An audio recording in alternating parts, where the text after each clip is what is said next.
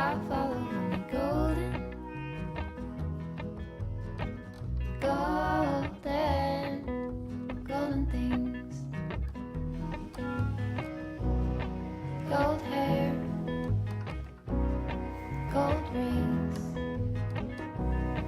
gold leaves, gold anything, golden. I'll follow only golden, golden, golden things.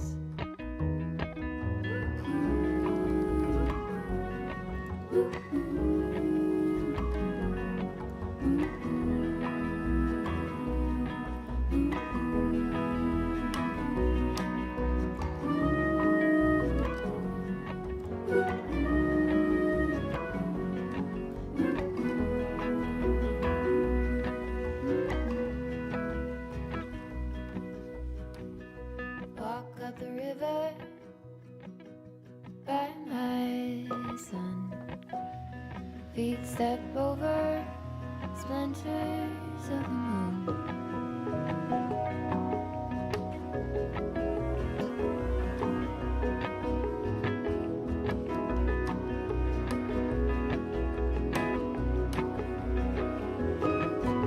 Golden, I'll follow only golden, golden, golden things. Gold birds, gold string, gold words, gold anything, golden.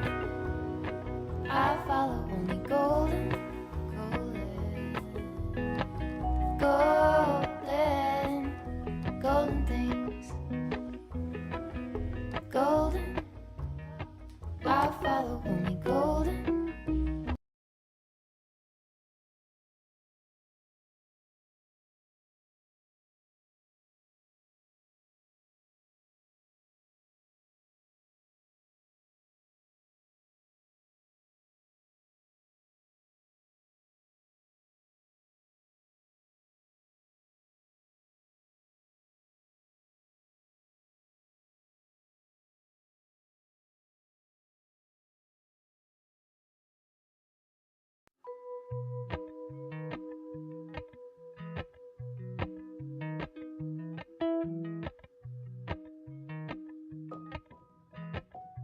There we go.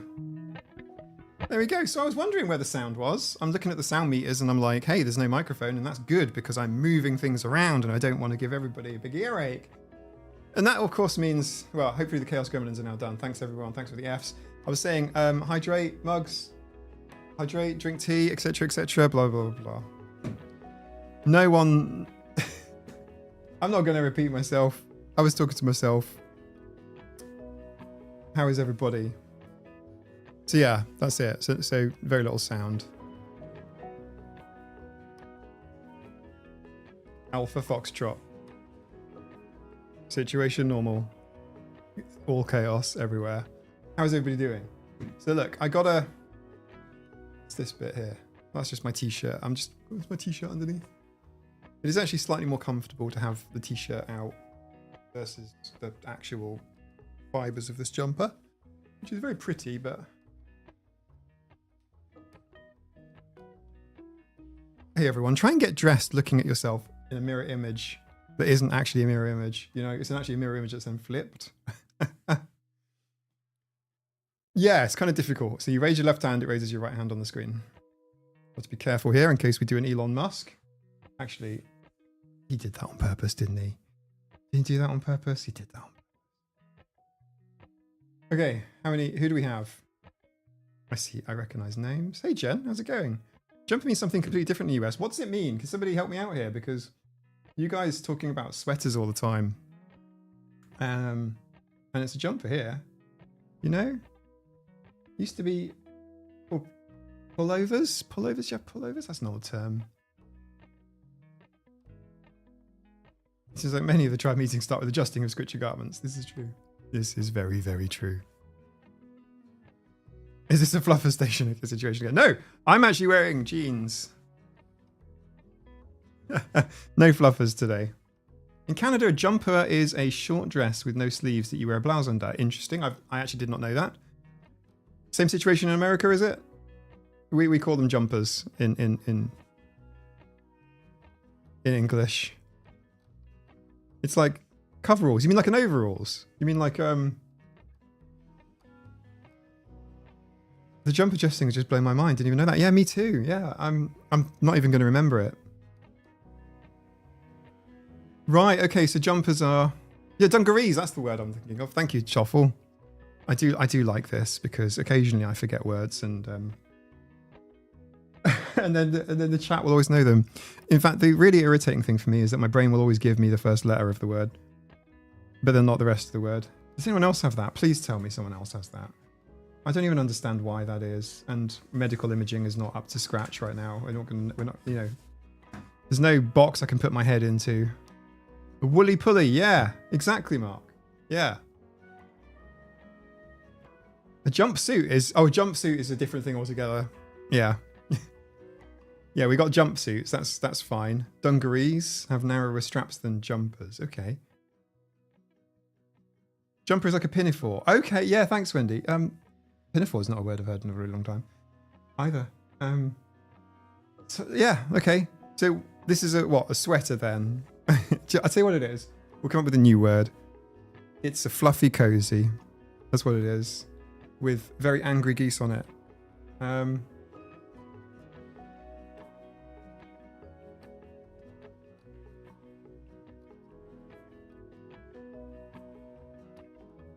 think there's something...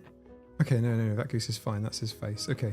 I just thought, is that an AI goose with like 3 legs? It's not. Okay.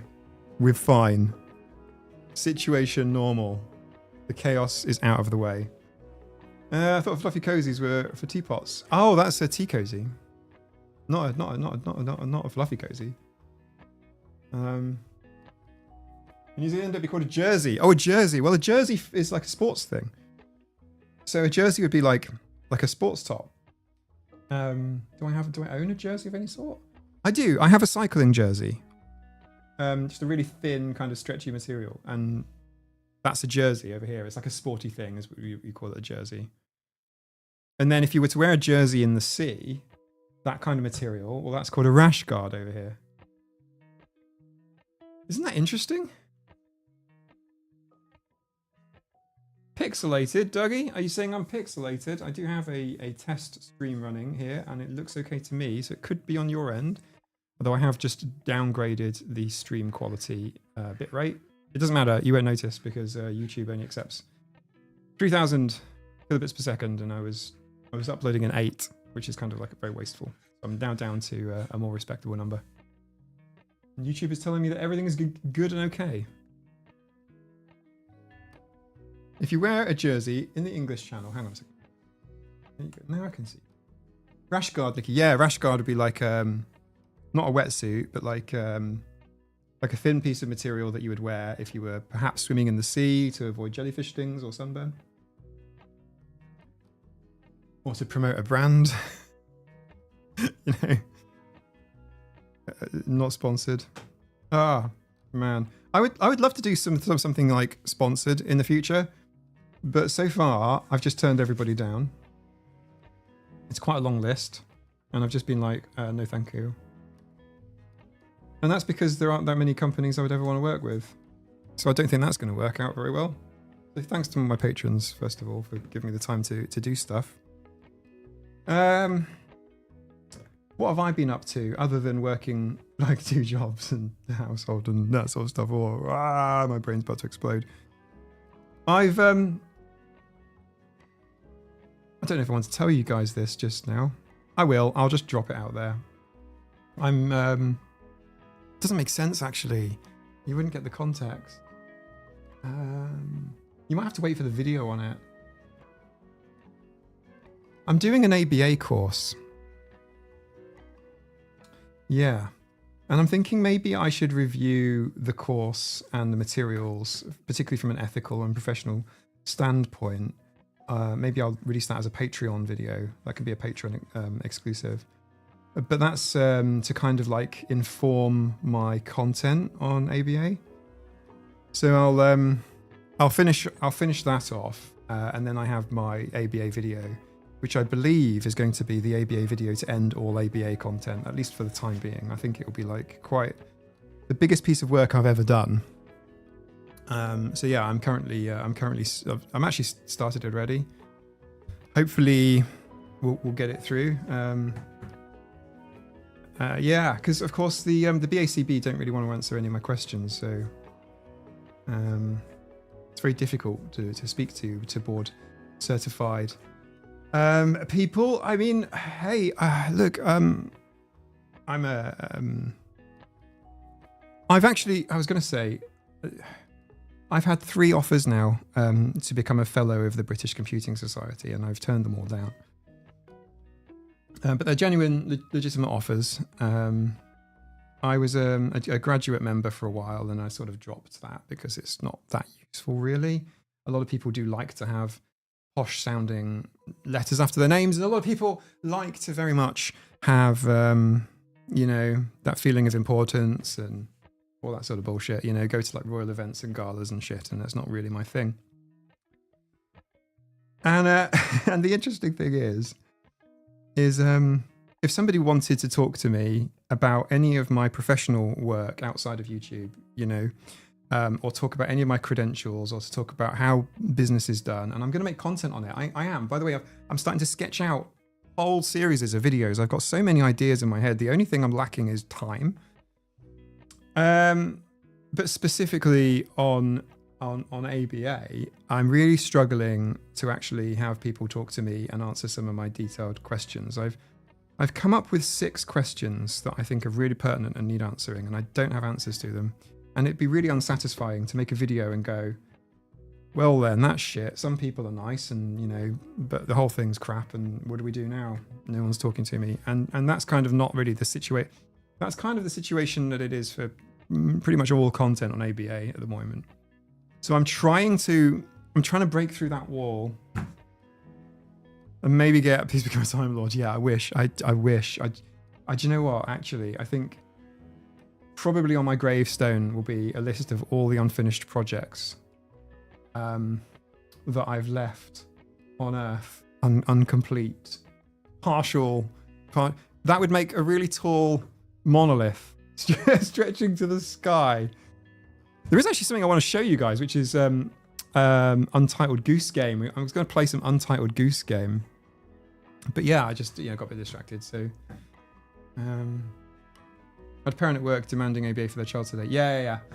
I'm going to go into all of it. One of my questions is, how do you tell the difference between good ABA and bad ABA? Because a lot of people claim that good ABA exists, and that all of the autistic people are basically like a quote unquote Ivar Lovaas here. Okay, I paraphrase, but the autistic people are just shells of humans. They're not really people. They look like people, but they're not actually people. Just empty, hollow vessels, and you need to kind of like control them and turn them into what looks like a person on the outside. That was the start of ABA therapy, and then obviously the idea is that there's good ABA. So I need to know, how do you tell the difference? So what would you say to Chloe? What do you say to a parent that's then they've got the funding in place for 40 hours a week? That's about standard. And how do you do that? The other thing I'm doing is no, it's a bit premature. But it involves high support needs autistic people, and I have blind spots, and I don't, I hate the uncertainty of not understanding or not knowing, and so I'm just trying to like fill in all my blind spots, you know what I mean? And what's the difference between good ABA and really good acting or really good communication lessons? And I don't know if any of you have noticed, but my communication skills have improved, and I feel a bit more confident now. Being on camera and things, and listening to myself. One of the most horrifying things, if any of you ever go to create content or whatnot, is you film yourself and then you listen to it back, and it feels like somebody's scratching your insides out. Like you've got an alien in your chest and it's trying to burst out. That's what it feels like. Because you hate the way you sound, and you hate the way you look, and you hate the way everything and what you're saying is wrong and blah, blah, blah, blah. And then you just lose the will to live. And I feel like I've gone through that step now. It's quite interesting because Nina will like hear me on a video when I'm editing or maybe whatever. And she, she doesn't bat an eyelid anymore. And for a while she was like, oh, you don't mind that. And it's like, yeah, I hate it. And then I, don't mind it so much. I can't edit with anyone else in the room, So, yeah, that's all I'm trying to say is like I've improved and that's like a form of training, right? But I wouldn't call that sort of ABA or whatever. I would call it communication skills and editing skills. And it's like, can we not just teach communication skills to autistic people? Can we not teach neurotypical communication skills, that is? Like a foreign language, as opposed to, and like stimming and the whole suppression of stimming is so unhealthy. It's really unhealthy. So yeah. So like I say, I'm going to, I've started my RBT training. I'm doing an entry-level RBT training and we'll go from there. One of the things I've been promised is an ethics guide. I'm looking forward to reading that. I'm really looking forward to reading it. I don't think that ethics guide has been read by anybody so intensely as I'm going to read it. I've got my coloured pens and I'm going to go into that editing guide and yeah. Anyway, like I said, that content is on the go. Which is why you have memes on Sunday, which I don't have to like research. I just go into the scratching post. Thank you all. Thank you, TJ. Thank you, everybody. Everyone who supplied memes into the Feral Memes channel. I hope you don't mind. Not only is it something lighthearted, but also it kind of takes me less time. So, and you guys have provided the content for it. So, thank you all very much for that. I hope. But meanwhile, while I make a meme-y kind of light-hearted video on Sunday, in the background, I am studying ABA therapy. I'm going to get a certificate. That's only if I'm a good boy. But, how do you fail? How do you fail? That's probably the easiest qualification on the planet. Make a tally chart of how many times a kid stims. Anyway, so what I'm trying to say is, thank you. I'm glad you appreciate the meme video. I enjoyed doing it, and I guess what I'm trying to say to you all is my insecurities coming out, and I feel bad. I feel like it's like that meme, that beautiful, it's not really a meme really, was it? It was just a really funny little story of like done is better than perfect. I relate to that so much because if you guys are waiting for content from me until I'm happy with it, it will be 4 videos a year. And there'd be no Patreon stuff. There'd be nothing. There'd be nothing else. There'd just be 4 videos a year that I'd make and I'd be like super happy with them and I'll release them. So yeah. So I'm just trying to find a balance. I didn't finish watching the video, start to watch this. Well done, Ashley. This is probably for the best. Like the meme video, I don't think it's bad, but it's like, I guess what I'm trying to say is I feel it's not my best work. Do you know what I mean? It's like, don't take it the wrong way, but like, I feel like I've just plagiarized the video by just having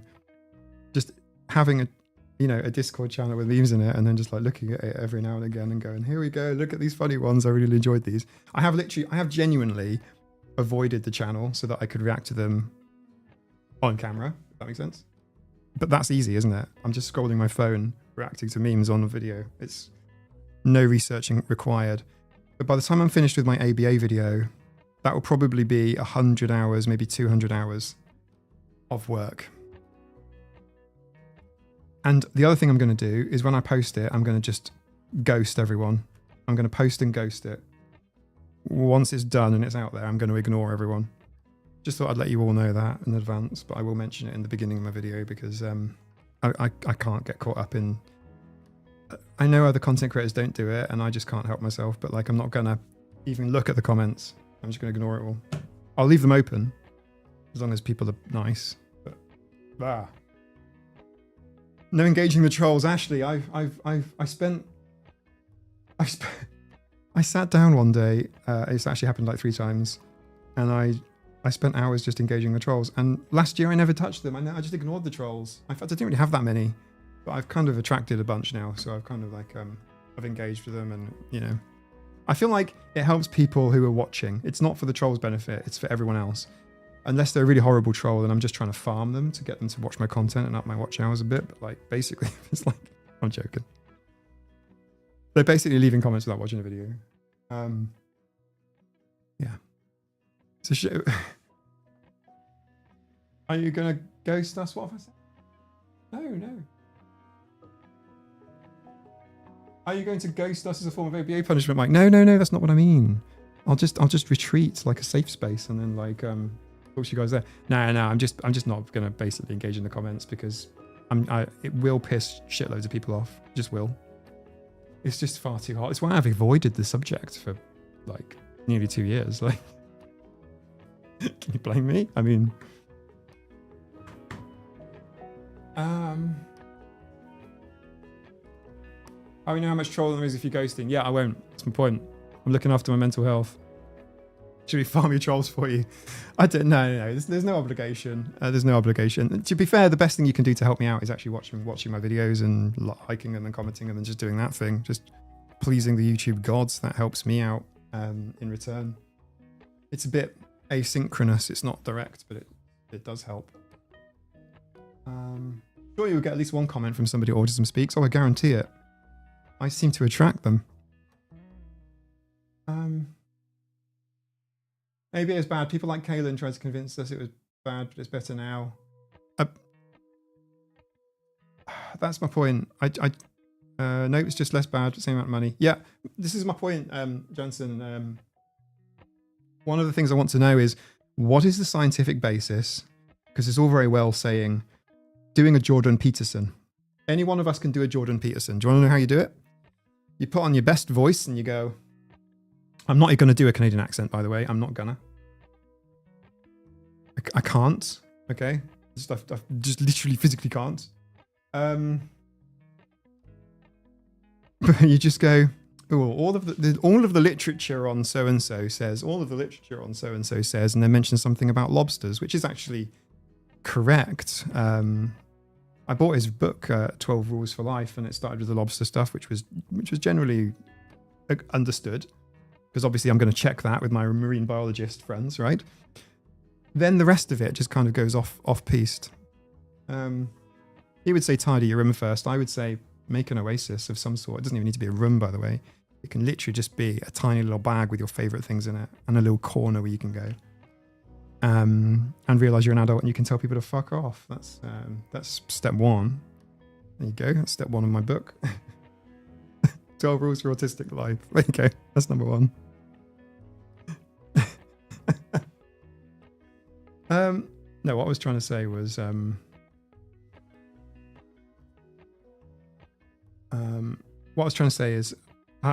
will be mentions of ABA from now on for a little while. I hope to get this thing out, before the daffodils have gone.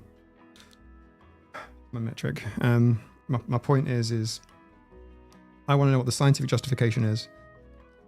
Because originally there was... Did you know, by the way, that... Bernard Rimland, essentially the founder of... he was of the Autism Research Institute and his big drive towards a cure of autism, this big pathologization, I can't say the word, what's wrong with me, in the United States over my lifetime anyway, at least my early lifetime. He's dead now. He essentially, his I want to say propaganda, his work influenced Autism Speaks, the start of this, the movement that led to the creation of early Autism Speaks. Bernard Rimland said that Ivar Lovaas's bloody autism conversion therapy, ABA, was bullshit and badly researched. Isn't that funny? I find that funny. I think that's amusing. Bernard Rimland said that Ivar Lovaas's conversion therapies were, specifically ABA. I don't know what he thought about gay conversion therapy. That's from the same guy. So how has it changed, right? We can say, for example, 1930s Germany. The same political stuff coming back, but now it's better. How is it better? What's changed? What's the new? How is it different? Right? That's what I'm trying to say. How is it different? How is it better? What we'll do is we'll go for a couple of minutes. I'm going to go get a fresh cup of tea, and then 2 minutes is what it takes to boil the kettle and top up my mug, and then we'll do Goose Game. But yeah, so anyway, I want to know how it's different scientifically. I want to know essentially how the layperson. So coming at this from two different angles. So from a publication standpoint, and also from a personal standpoint. How does somebody that knows nothing, doesn't hang out in autistic circles of any sort, whether Autism Mom Facebook or whether autistic YouTube, whatever. How does someone who's got no exposure to anything, who doesn't even know what autism is, except for a flyer in a doctor's office or whatever, know how to pick an ABA provider? They're going to Google for them, but how do they know which one to pick based off looking at the websites? How do they know? So that's really, really important to me because I believe that answer is aligned with current ABA practice, because they're all saying, oh, we're good ABA now, we're good ABA, we're good ABA. But it's like, okay, how does somebody know what a good ABA is and what a bad ABA is? And I also want examples of both. So far, if I look on YouTube and I Google ABA therapy and I look at actual clinics and I look at actual examples of footage, it's all fucking horrific. I'd like examples where that's actually not horrific from a regulated professional standpoint.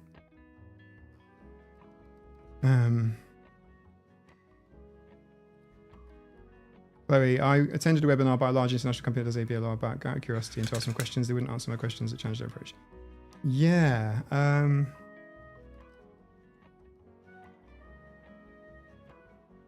Well, I guarantee they'll watch my video.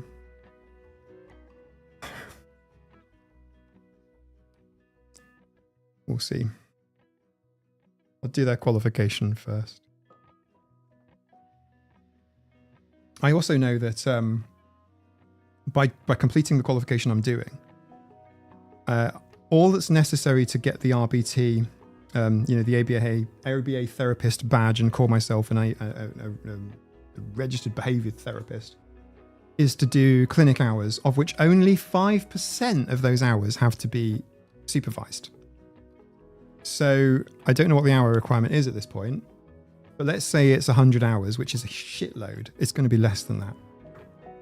5%, so 5 hours has to be with somebody senior supervising you. The rest of it you do on your own. I think that's batshit. I think that's absolutely batshit. So yeah. Anyway, but I will be saying my piece on this, which I hope not to have to return to as like a video series, which depresses everybody. I'm not saying it's depressing. I'm trying to find the good here. I'm trying to pick out the good stuff. I'm really struggling.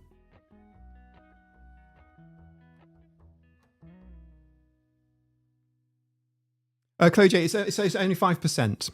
I am estimating 100 hours, but 100 hours of anything, like any sort of supervision, right? In healthcare, it's not 100 hours you have to do in a clinic setting sort of thing, unless it's, something quite serious. Let's say 100 hours, I'm being super generous. That would then only be 5 hours of supervised. That's batshit. 5% is nuts. It should be at least 50%, 75% of supervised hours, shadowing someone else, yeah. Jonathan Ross, yeah, I'm sort of, yeah. Yeah. What we'll take a 2-minute break. I'm going to rest my vocal cords, drink some tea, and then we're going to do the Goose Game, which is loaded up. It's going to be a lot of fun. We can still talk about ABA while we're playing it, but I'm going to do some fun stuff.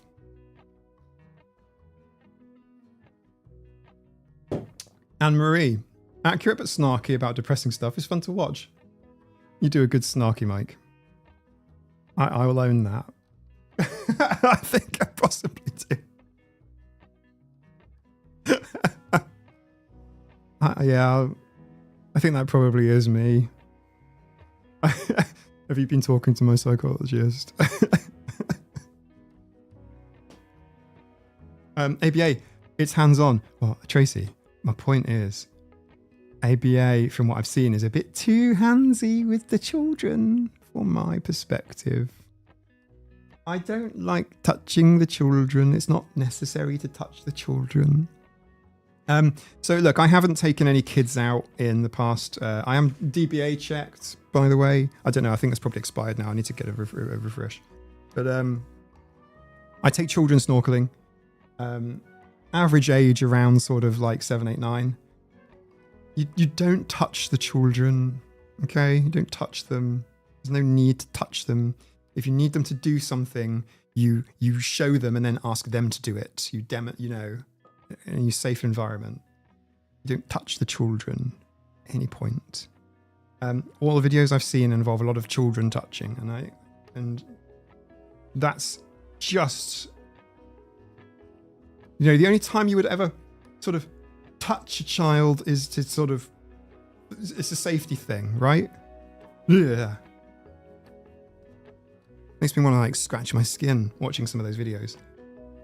So you'll probably hear me mention this again in the next sort of couple of weeks. I don't know when the video will be out, but I need to do this bloody RBT training first. I will say this is only possible, and I mean this is only possible. Thank you to you. Obviously it's only like hygienically possible for my patrons. Thank you so much. This is what I'm spending the money you're paying me on. But everybody watching, it could, you know, don't think it just because you're not a patron, you're not supporting me. You know, thank you so much. I'm a bit late for my two minute break here, but like, yeah, don't touch the children. I've seen a lot of videos of touching children. I want to see therapy which is not involving touching children. And I'm not trying to make it sound like inappropriate sexuality, but it's inappropriate contact. Being in somebody's personal space is a lot for a lot of autistic people even. So I wouldn't want somebody to be hovering over me from behind or from, you know, anything like that. It's I don't mean predatory in a to catch a predator kind of way necessarily anyway, but like how is that, you know, don't do it. It's not necessary. And if children want to line up toys, then what the hell is the problem? Honest to goodness me, no problem at all. It's toys and that's play. Like, what is the issue here? Like, what is the issue here? I'm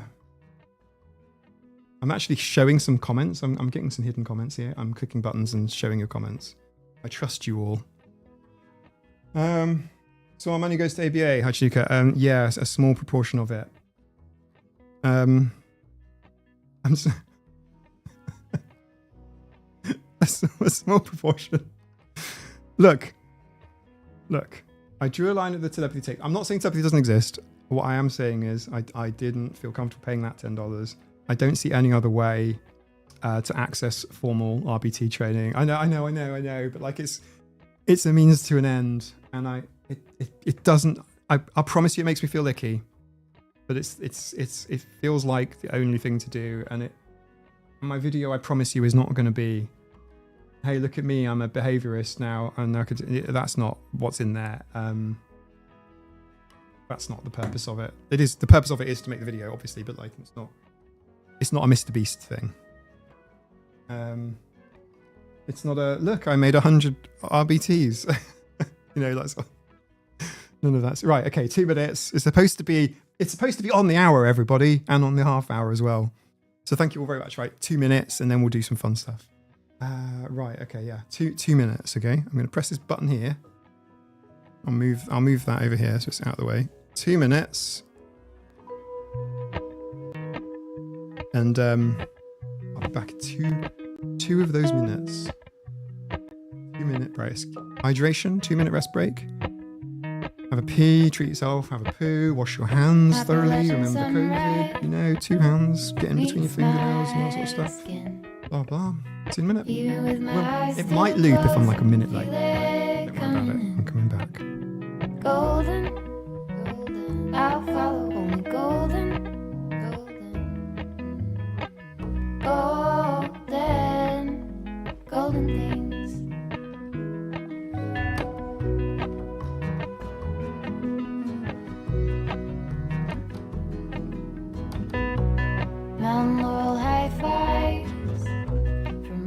bells in spring, rainbow trout and a hummingbird wing. Golden, I'll follow only golden. Golden, golden things. Gold hair, gold rings, gold leaves, gold anything, golden. I'll follow only golden,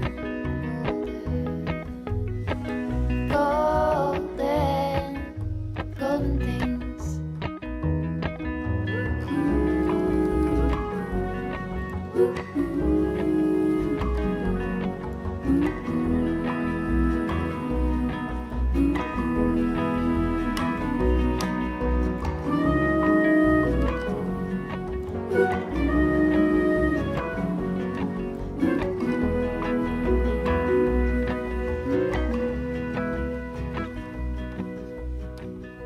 Walk up the river by my son. Feet step over splinters of the moon.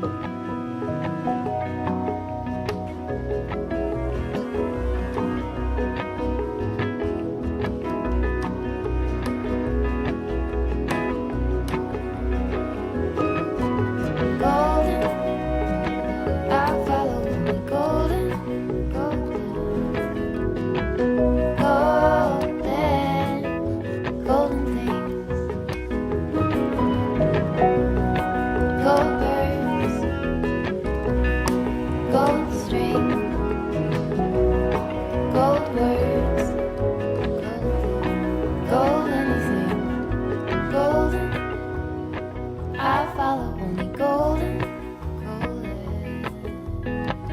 golden, golden things. Golden, I follow only golden, golden, golden things.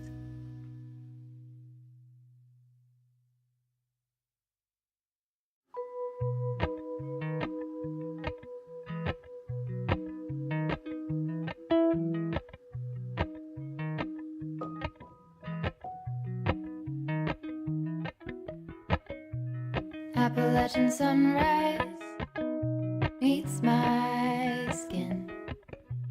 Even with my eyes still closed, I can feel it coming in. Golden, golden, I'll follow only golden, golden. Did I make it in time? Did I? Did I make it in time? Please tell me I made it in time. It was 2 minutes, right? I boiled an unusually large kettle. Thank you so much, Tracy. That was that 2 minutes or was it 4 minutes? Because as I rushed back, I saw the 5-second countdown. Could somebody please tell me? Because I just need to know whether that was 2 minutes or 4 minutes.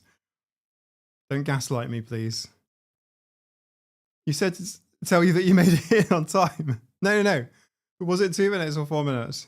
Because I literally ran around the corner and it was like 5, 4, 3, 2, 1 and like, yay. But it does that anyway, even if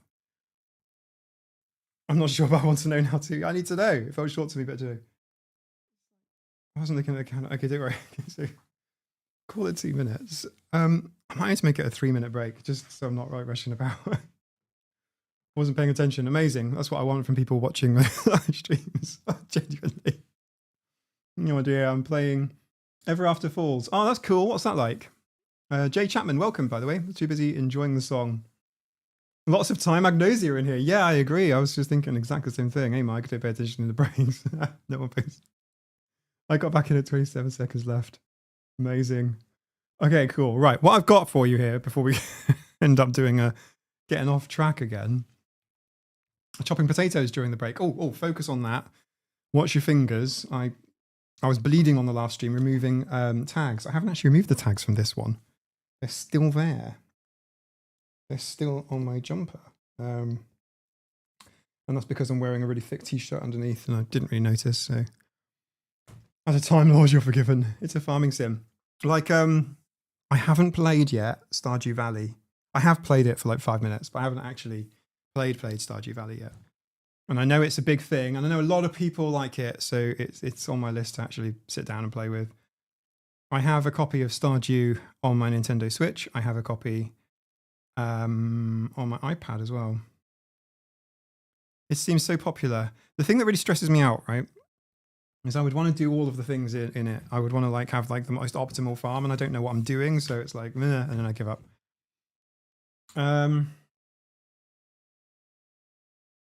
I play Stardew. Yeah, Toffle, totally. I don't know, and I know it's co-op as well. So if anybody wants to co-op with a Stardew noob, we should probably do that as well.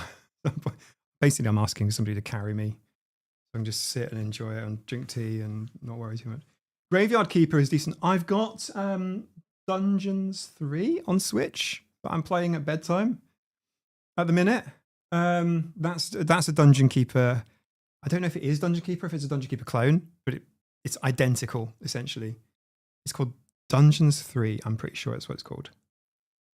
Where you basically like, you have your little goblins and you can kind of like build your dungeon, build the rooms, and heroes come and invade it to try and steal your treasure. And yeah. Instead of talking about ABA, we should talk about ducks. I wasn't mentioning ABA, Leslie. Not this half hour.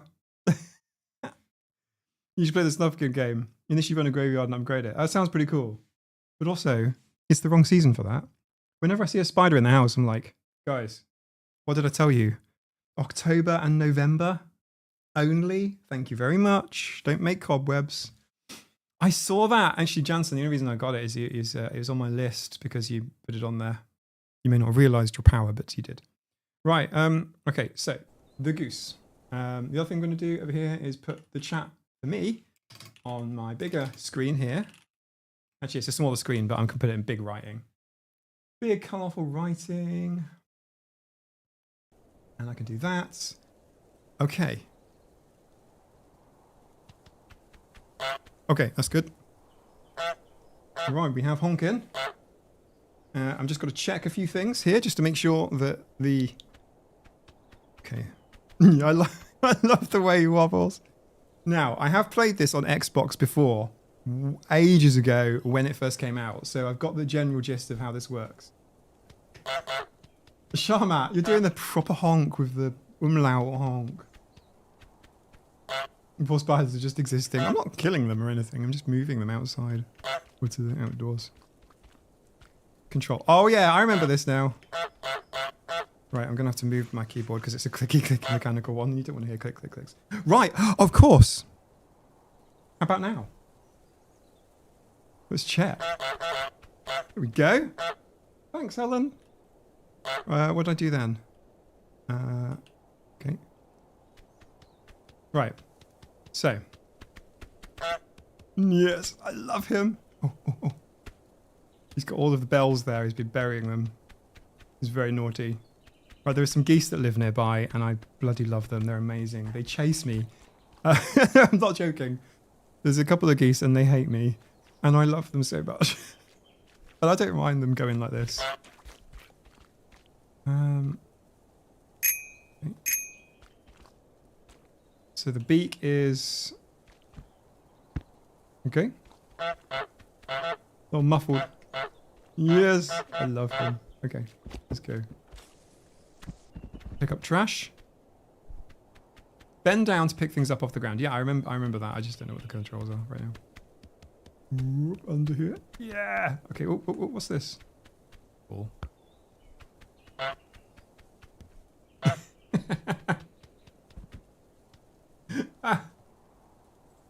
This looks better on the eyes. Well, because it's not me on the screen. Only a little me down in the corner. Okay. Right. Okay, so how do you put stuff down? Okay, you just right click, do you? Okay, cool. That one? Yes, nice goose. Okay, let's go cause some havoc. I like the sound of the feet, that's exactly right.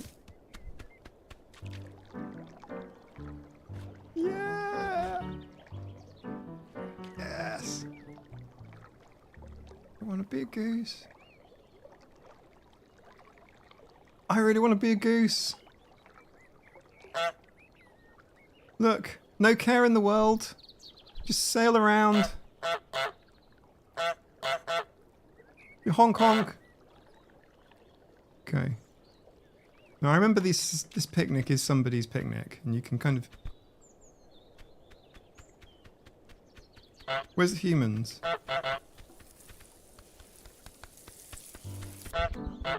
Oh, there's one.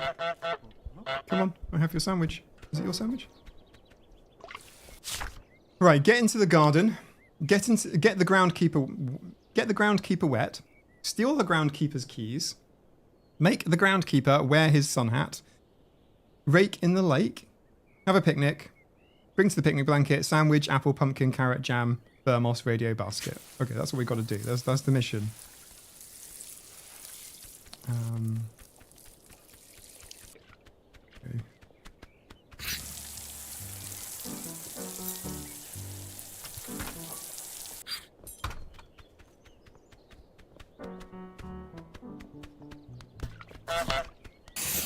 Yes, I'm in the garden.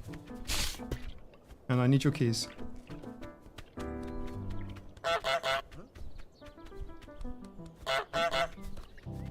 Okay. We're going for the keys, everyone. Oh.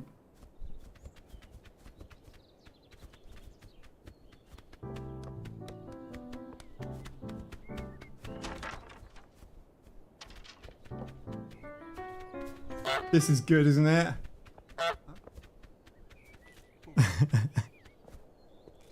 Okay. Oh, we need these things for our picnic. I've got the jam. Got the jam.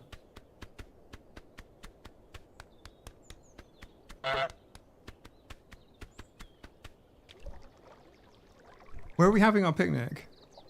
We'll make it here. This is fine. Because I don't think people can get wet. Okay, here we go.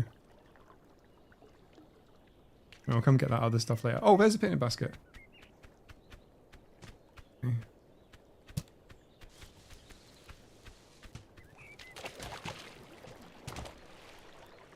I'll just bring that over here. Where did it go? Oh, there it is.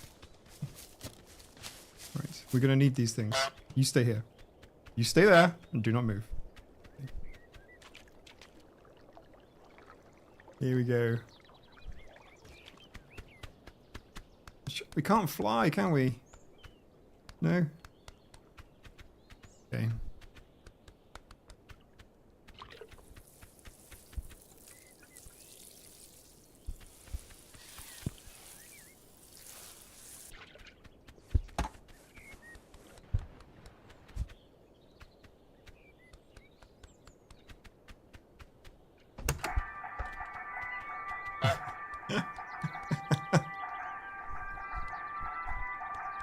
I love the art style of this game. It's excellent. Oh, cool. Come on. Come get me.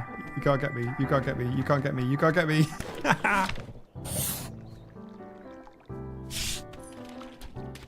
No, mine. Mine. We're gonna fight. We're gonna have a fight. Ready? Not that one.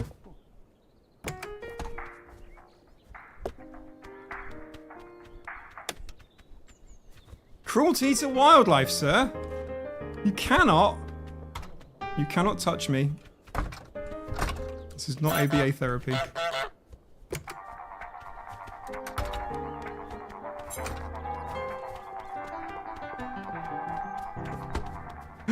Oh, there's the picnic blanket. I need his keys. Wrong thing. Don't you hate that in video games where you pick up the wrong thing?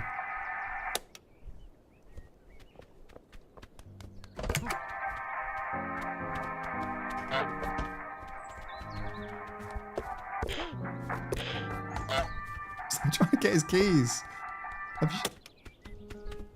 You can select it. I've just seen the select. I've got them. In the water, mate. There you go. They are in the sea.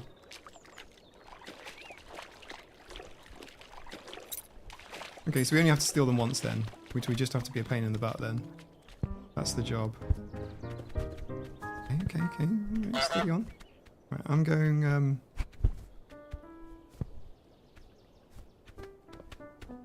go this way.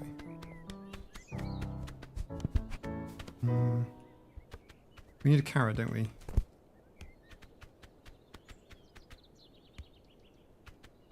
Ooh.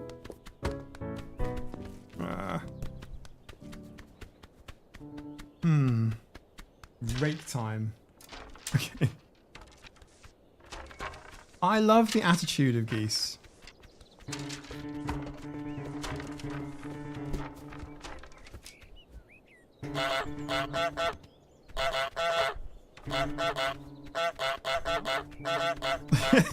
I'm going to call the RSPCB.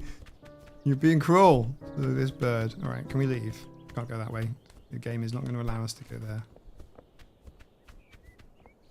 You are my nemesis, sir. Oh, I have a weapon. I have a weapon.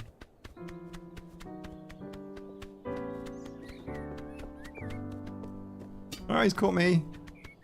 Okay, that wasn't intentional at all. Hang on, I'm trying to make a pain of ourselves, can we?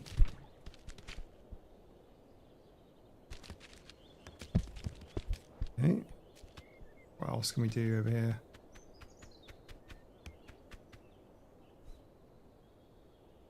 Back up. And on. Oh, it's actually the spinker, isn't it? My bad. There we go. You, sir, need some more water in your garden.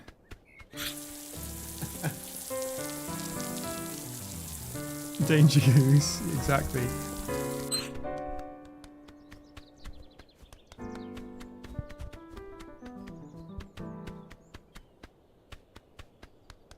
We got to get this rake in the lake.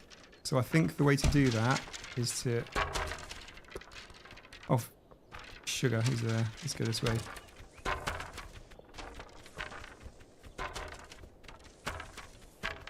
Sorry for all the leaping around on the screen there. I'm used to using keyboard control, but it's all mouse. Okay, the rake is going in the lake. And no one can stop me.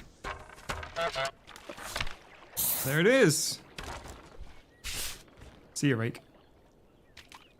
What if geese are responsible for all of the pollution and litter? Okay, what else do we have to do?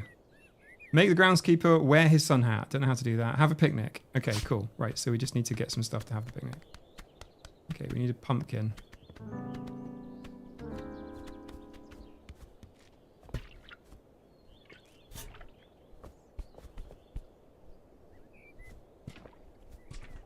Are you going to go that way?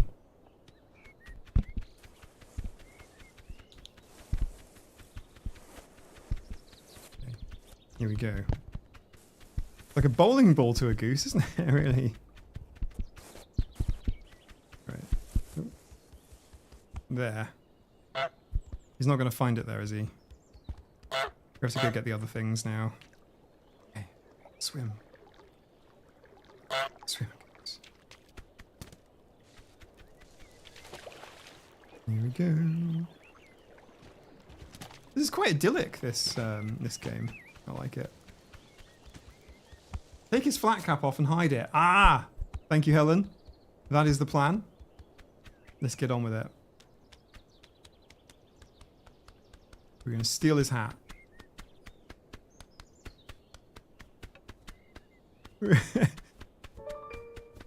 Hey, you.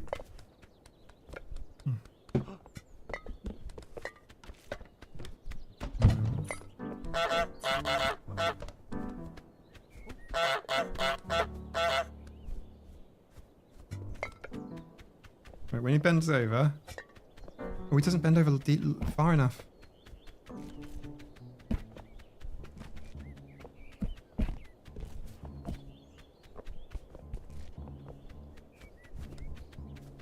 Now, what he's going to do, this guy, is he's going to go home and no one's going to believe him that this goose is out to get him.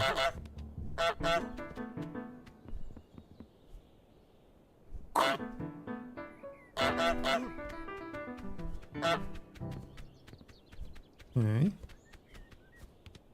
How am I going to make you fall over? I'm hoping I can just get him to pick up his keys, you know what I mean? Like, when he bends over to get his keys,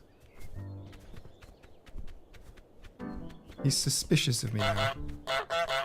Cruelty to birds, sir! Oh, what's that in there?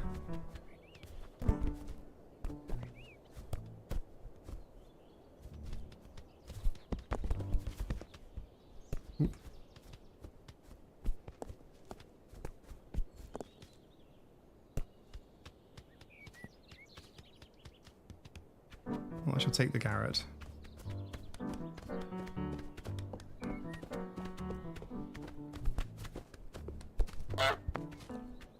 Bend over. Look at his hat then.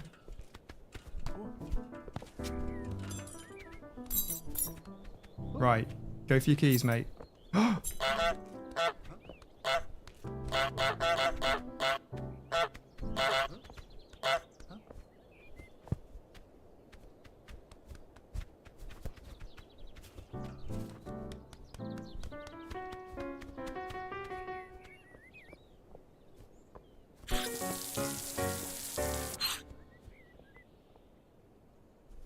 Gonna wait for him to go in and then make him wet.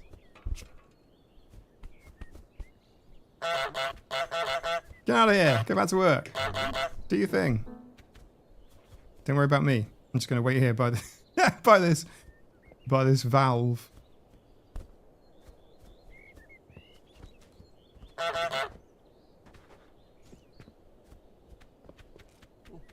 I suppose. He's not quick with his job, is he?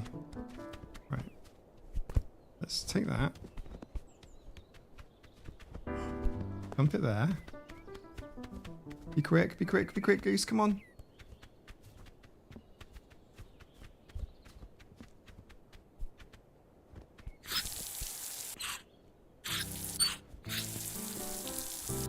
It's not got the range, has it? It's only a very short thing. Okay. Right, I'll worry about his hat later. Let's go get these things we need for our picnic. Just gonna have one of these, sir. That'll be 5 pence. Thank you very much. I'll take this. Pat, pat, pat, pat, pat.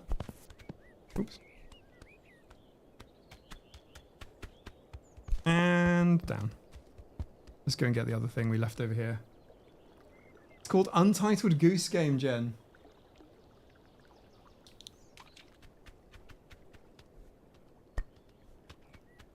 Mick Jen, welcome. I'm confused. Why do games look worse in 2025? No, no, no, no, no. This looks better. It's beautiful. It's an art style. I like it. Like it's almost like an animation. I guess it is an animation in some ways. There we go. There's the jam. It's just funny. This reminds me of that. Yeah, I'll get copyright strikes if I do it. There's from the Aristocats, there's a tune. It's called "The Goose Steps High," and it goes. And it's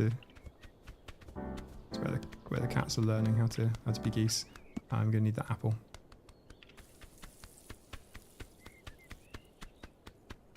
Got things to do. Let's go quickly.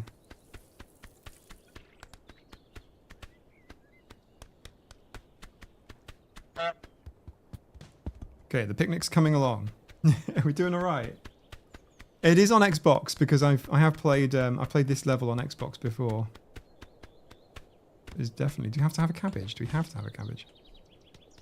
Can we even pick up the cabbage? I don't think we can pick up a cabbage. I think that's too much for our little beak. Oh, we need a tulip. I'm having it. I'm having it.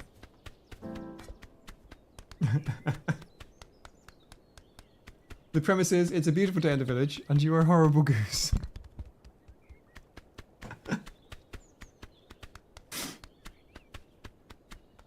And it goes with the jumper. Okay. Right, what else do we need? Radio, sandwich, thermos. Okay, that should be straightforward. Oh, where's the radio?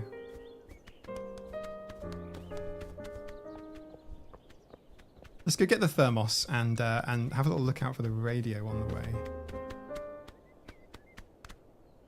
Is that the radio?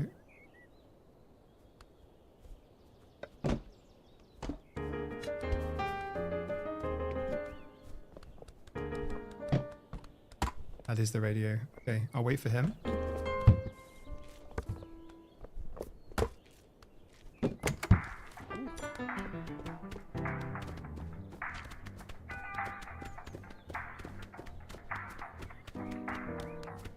No, he's got me!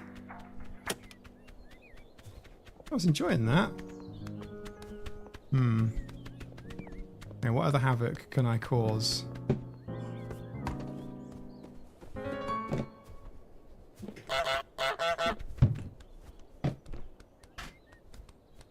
Alright, I'm going to go for his thermos.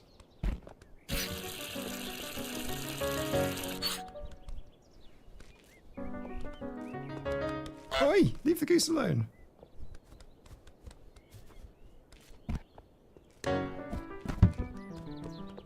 No! Come back! God's wife, how did you get 20,000 steps in when you've only picked one carrot? Exactly. Okay, we're just going to wait here. Not doing anything. Not suspicious at all.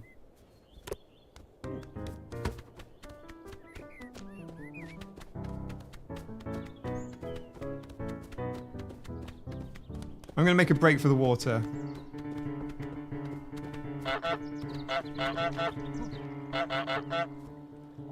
There we go. No, he can go on the... He's aquatic.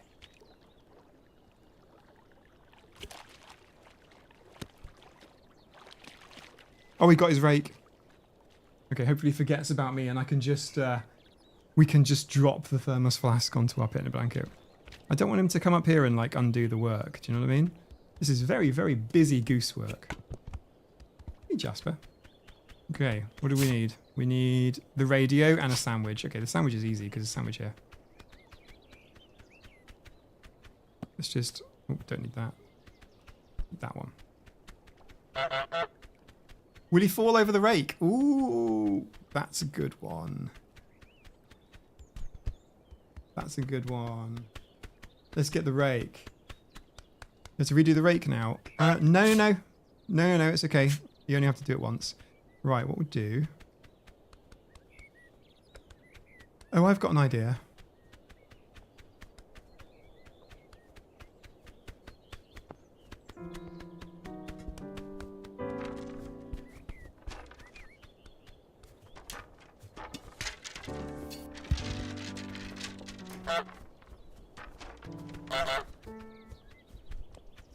Not doing nothing?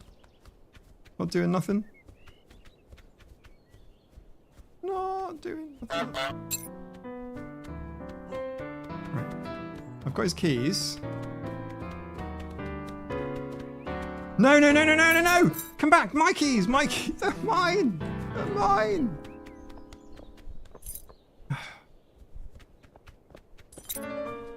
They are mine.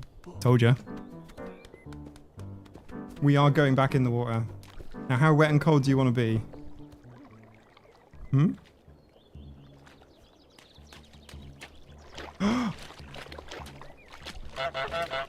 Animal abuse! Animal abuse!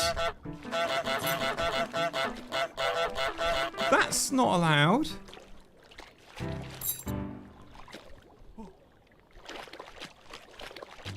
No!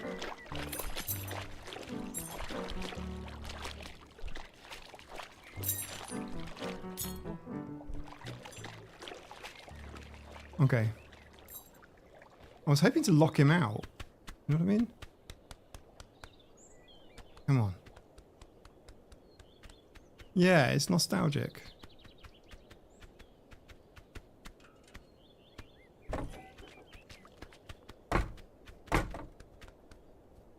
Maybe we could just guard it. You shall not pass. You shall not pass. Oh, there we go. Done it. Look at that. Locked him out of the garden. Right, where's the deep bit? I need the deepest sea. Okay, here we go. Oops. That's good enough. That's good enough. Jasper, hello. Can you lock the gate? I probably, yeah, it's quite probable. Maybe it auto locks. I hope I haven't locked myself out. Because we need to do as well. A load of question marks. Okay. Right, what I need is that sandwich. If I can just get the sandwich.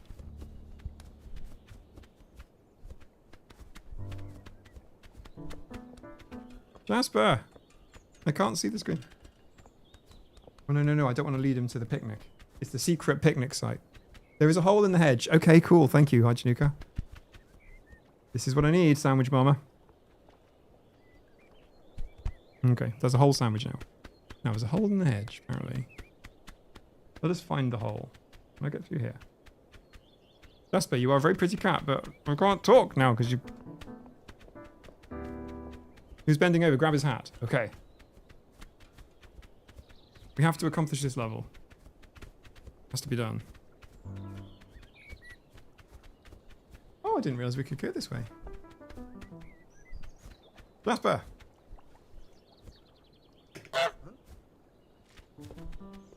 Bend over, dude. The shame I can't sort of rotate the camera. It's kind of weird.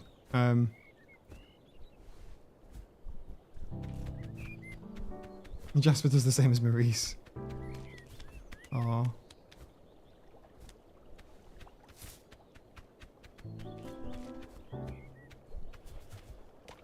Can I sail? I don't think this is helpful. Is it? No. That was a cute little bridge.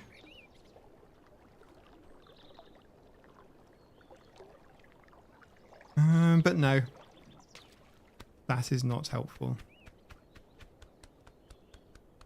I think we're both locked out of the garden now.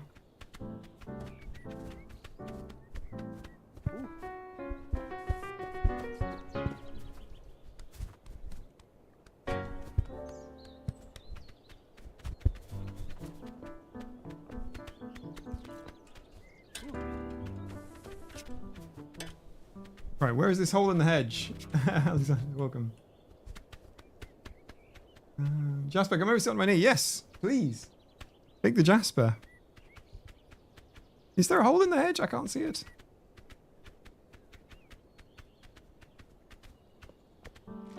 Okay, so we just have to make him wear a sun hat. I think the way we do that is to make him fall over. Steal his hat.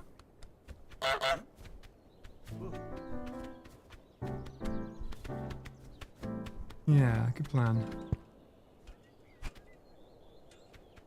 Honestly, I reckon he'd probably go for this shovel. Right, come get it. I'm going to take your hat. I know where your keys are. I just need you to bend over and pick up the shovel. Thank you very much. Look here. Look, somebody's left a shovel on the street. This is no good. You must pick the shovel up. Come on, pick a shovel up. Come on, have you ever seen kids' cartoons? I can talk.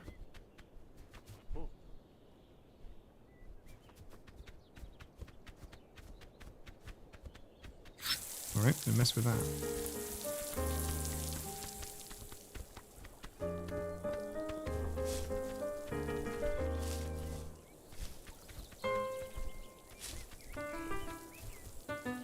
Can I pinch his ass when he bends over, no?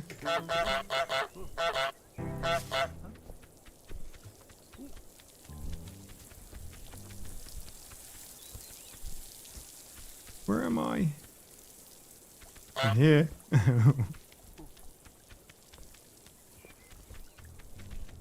I came in to say hi to Mike. I got a goose. I'm a little disappointed. Okay, I'll take something under towards the bridge. That is the next plan.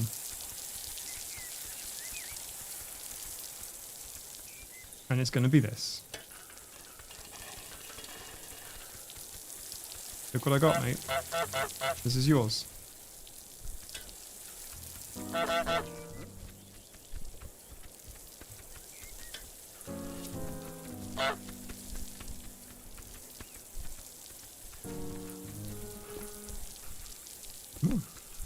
Bend down.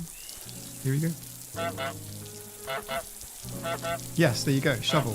Yes, yes, yes. Come here. I'm going to just grab your hat. Come on. What?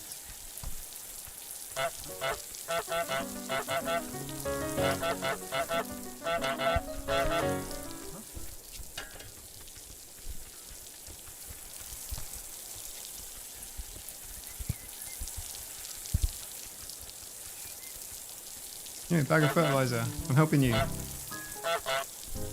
Is the hole in the fence where the box in the garden is lying against the hedge? Maybe. Maybe yes. Oh, there is a hole there. Yes, you're right.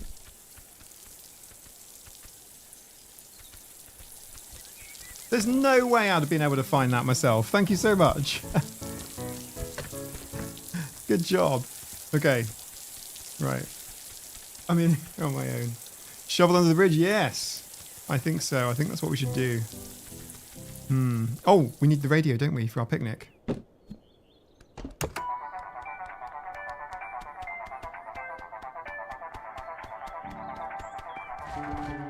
My radio, mate. Make a break straight for the water. Go, go, go. Come on. Faster, faster, faster.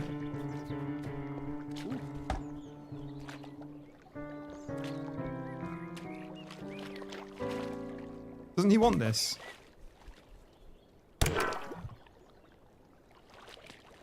Come for the bridge, mate. Come on.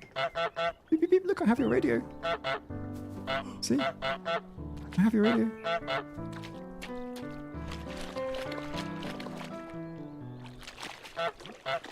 Come on. Under the bridge. No. Okay. You won't do it. Yeah. Every goose deserves to feel a bit fancy. Every goose needs to feel a bit fancy. Here we go. There's the picnic done. That is what a goose picnic looks like, everybody. That is the goose picnic. Make the groundskeeper hammer his thumb. Okay. I want to give him his keys back. Because I want him back in there now.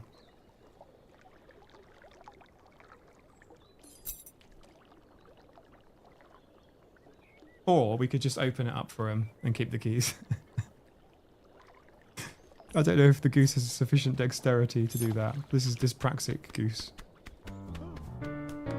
Okay, we don't need to fight about it. Don't kick me. I'm not horrible. Hey, Jasper. No, open your door. Your gate. Needs fixing anyway. Broken gate. Nope, you don't need your radio. You need the gate.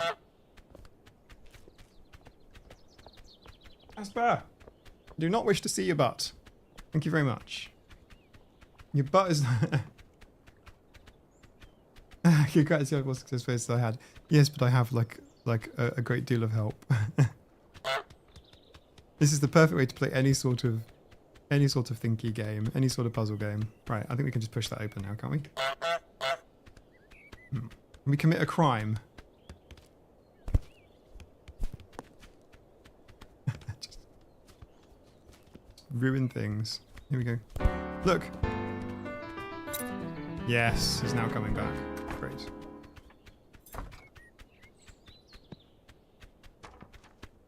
Now, what do I need? Other than a cat butt to get out of the way.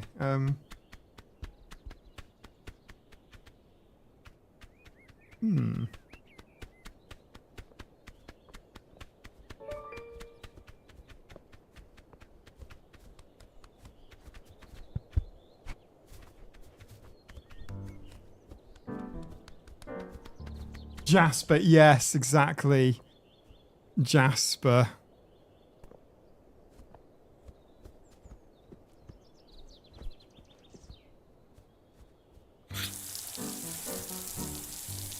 There you go.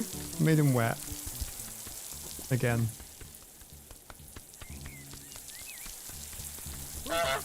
What's going on?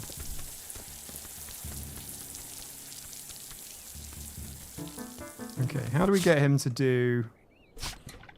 hammering stuff.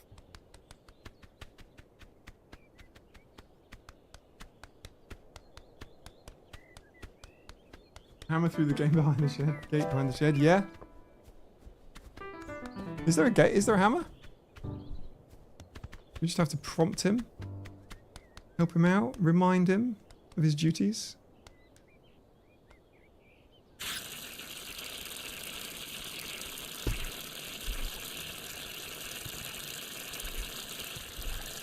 Jasper. Thank you very much.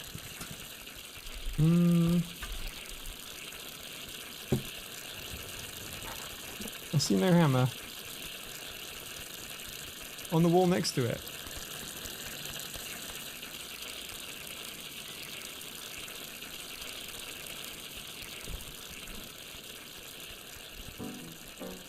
Is there? Oh! Yeah, there is a hammer. He's going to put up a sign. Wait for it.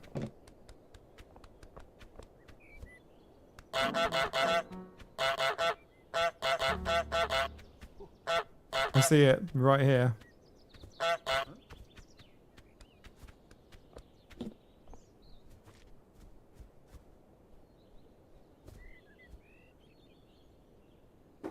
Time for some tea. Jasper! What now? There. I'll give you attention. Is that okay? Is that better? Jasper, Jasper, Jasper? Right. I'm going to see what this groundskeeper's going to do.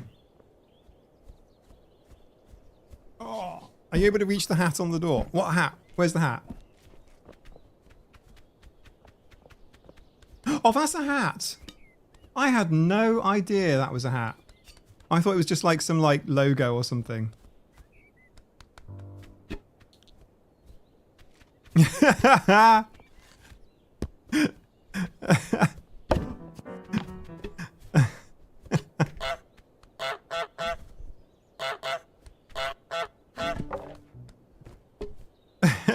We're not having a no goose sign.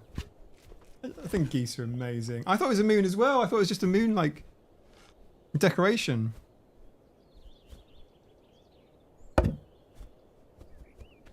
Oh, I know what to do.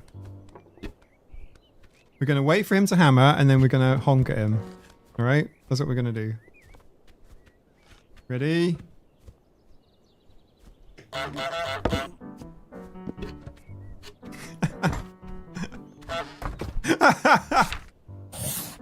Yes, let's leave. We're done. Bye. See you later, mate.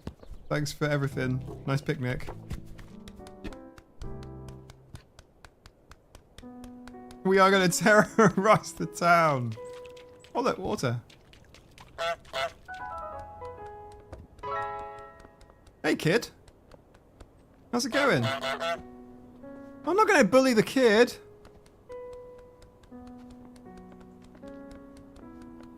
We're going to make friends. I can do so. I can untie his shoelaces. I can untie his shoelaces. I can untie his shoelaces. I can untie his shoelaces. Ready? I'm gonna wait. I can't believe we're bullying a child. Okay, here we go. And the other one. Why am you? Oh, I didn't even know that was a task. I didn't even know that was a task.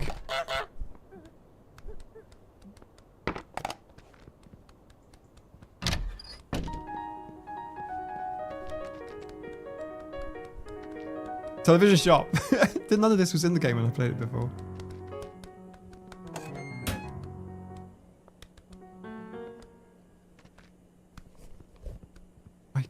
I saw the icon for that button just briefly.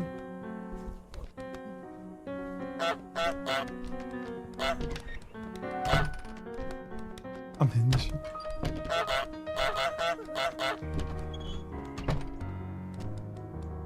Sorry, kid.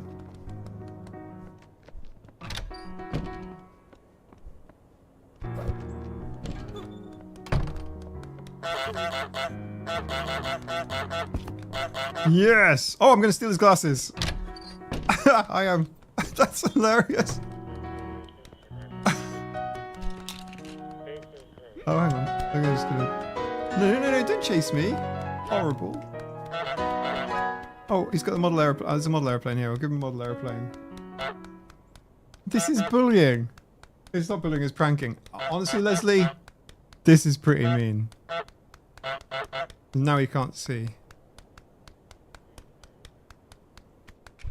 Oh, that'll do. Good enough. Let's go and see if we can make friends with him again. Get out of here. Get out of here. You're trying to battle me with your broom.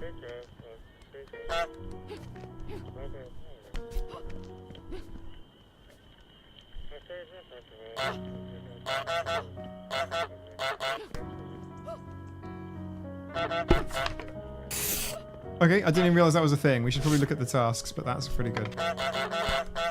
Yeah, you can't bully me now, can you? What's she doing? Oh, remaking the broom. Okay, get on TV. Make the boy wear the wrong glasses.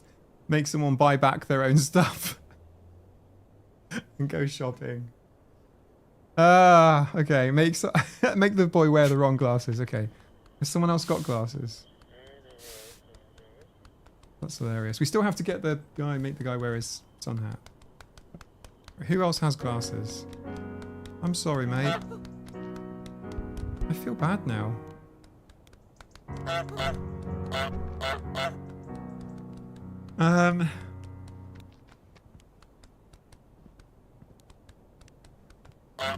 Get on TV. Okay.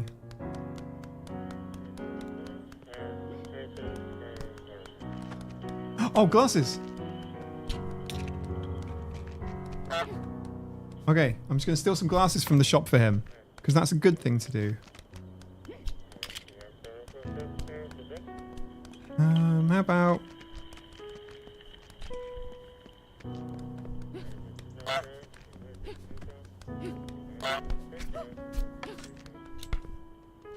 Yeah, you don't need that anymore. I'm taking that away. I'm confiscating the broom. This is lethal, and you do not have a license for this. So you're not having it. You do not have a license for this. You do not. Okay, stop. Well, it's not me doing it, Jansen. It's the goose. Okay, that'll do. That's sufficient. I love the sound of the feet. That is the sound that our birds make as well. We have ducks. They make that sound. Right. I'm going to get you your glasses. Don't worry about it. You're getting glasses back. Okay. What we have to do... Yeah, you're not going to find it.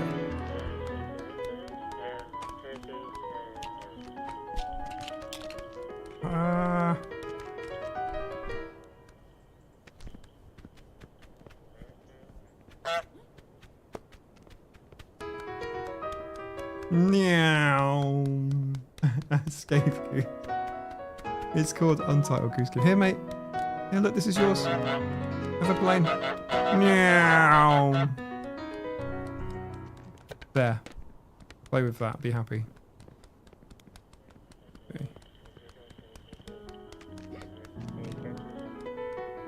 You're gonna go that way.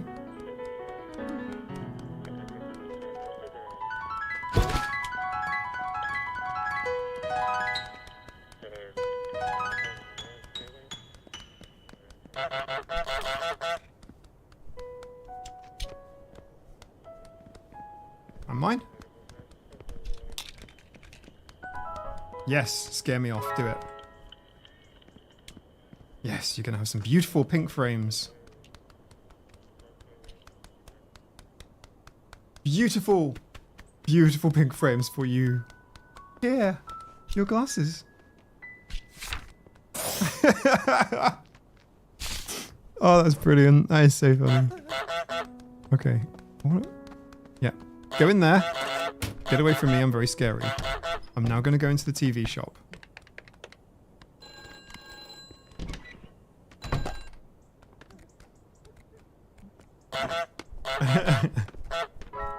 This is nearly exactly what geese are like. Nope, nope, nope, nope. Leave the boy in there. He likes being in there. Right. How do I turn the thing?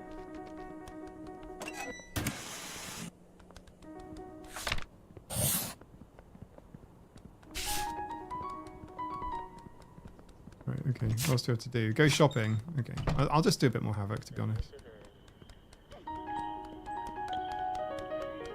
I'm just browsing. Oh, look. This is the shop. This is where all of our stuff is. Okay. Okay, what else is going on? Oh, I have an idea. I have an idea, everyone. Look what I got. Oh, this is great. Poor kid has CPTSD now. Well done, Mike.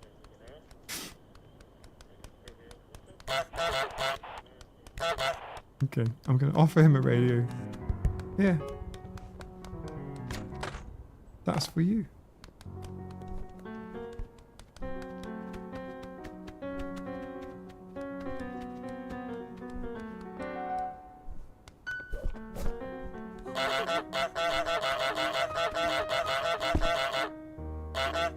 Yes, I am.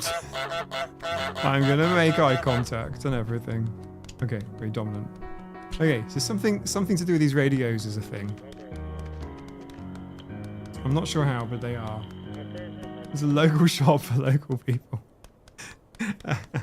Is that a Fast Show reference?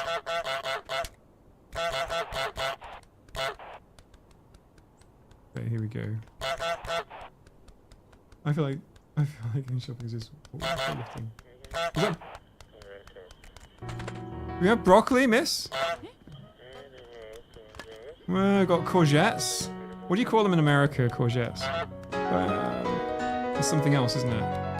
Is it courgette? League of Gentlemen. Yeah.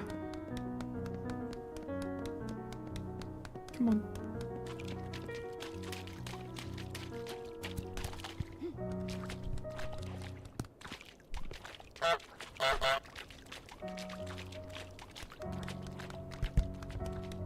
Zucchini!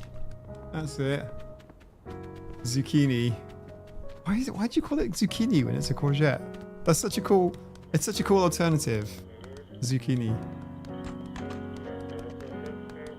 Can I go in your shop?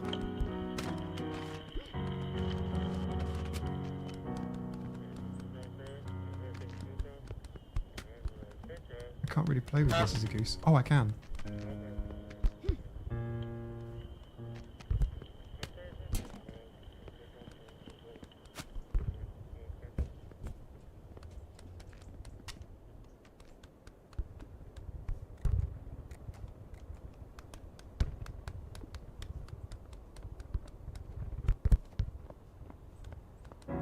Yeah, let's play football, kid.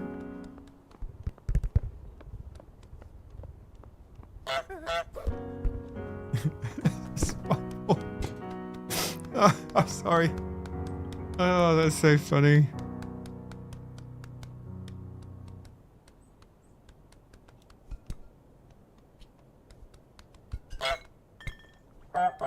Oh, that's great.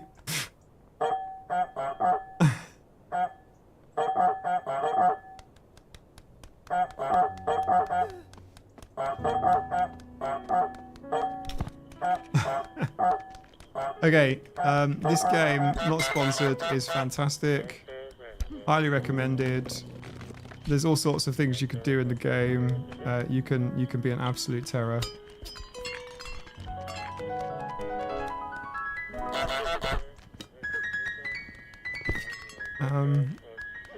Yeah. Make someone buy back their own stuff. How far can we go? Alright. As far as we can go in this little section.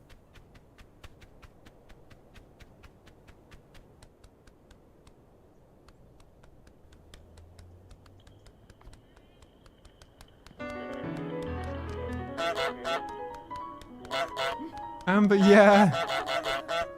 You can kind of, you can bully him.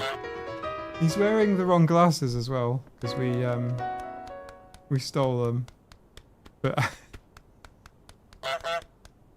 okay, these houses aren't a thing.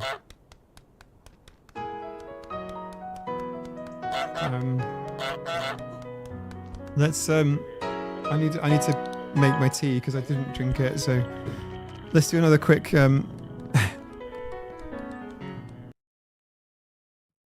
let's do a 2-minute break. The boy was perfectly fine. Yeah. There's no witnesses or anything. Nobody's nobody's concerned about the boy. Oh, look at that goose on my arm there. It's a big black goose, this one. Hong Kong. Poor kid falls down a lot. He's probably got dyspraxia. What if he's autistic, Mike? How would you feel then, huh? What?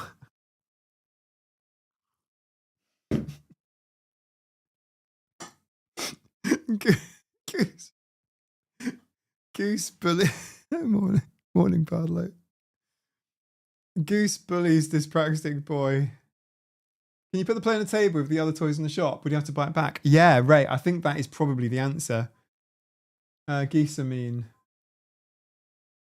Didn't realize geese sound like clowns. Yeah, they do. You're treating that kid to ABA therapy. Oh, that's so funny. Shame the kid doesn't need to lose his hat and wear the sun hat because he falls over a lot. Ah. Yeah, we were playing this. Oh, hang on. Untitled Goose Game, which is really good fun. I played it an early on version actually when it first came out on Xbox, and it's changed quite a bit. This is quite new to me. I didn't know this game was APA prep. I could be APA by Goose anytime. I think geese are so much fun. Geese are just awesome. I love geese. They're great. I love the attitude. I love being chased by geese. It's the funniest thing. I was bitten by one as a kid, and I remember it quite vividly. This was the thumb he bit, and he went chomp. But yeah, as an adult, it's less of a problem. I think geese are a terror to children, though. Too much. Yeah, it's really good fun. I highly recommend that game, and I know we've got a lot of unfinished games that we've like briefly played a little bit and then not really gone back to. But yeah, Untitled Goose Game is. I'm properly smiling. Like it's affected my cheeks. Did the new glasses have the same prescription? We did seem to be able to move around in them. The Fairy Librarian, good evening. I've never been able to catch one of these lives before. So yeah, hey, welcome, Fairy Librarian. It's nice to have you here. It is nice. Jasper, what? Every time he's like... The other thing about Jasper you guys need to know is, for those of you that are new, he's huge. He's absolutely massive. I don't know what I've got that's like a reference for size. Here is an iPhone, normal size one. See? Ring, ring, ring, ring. Hello? Only kidding. I wouldn't pick it up. It's not for phone. It's for taking pictures and video and playing on Discord. That's what phones are for. And email occasionally. Look how big he is. He's huge. This is just for reference for size. So you can see. He's big. He's very big. He loves cuddles. He's really mighty. He's a chunky cat. This cat is so big.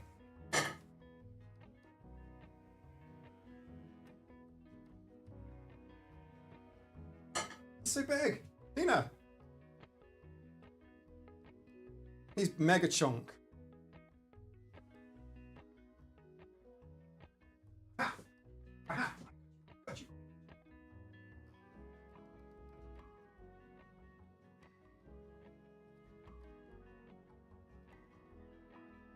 This is Anna Ferret. It's Anna Ferret, and she's so little, and she's so small. Not so small anymore. I mean, she's getting bigger, right? You know, it's not like, oh, is she going to live or is she going to die kind of thing. She's going to live. She has a lot of terror to cause.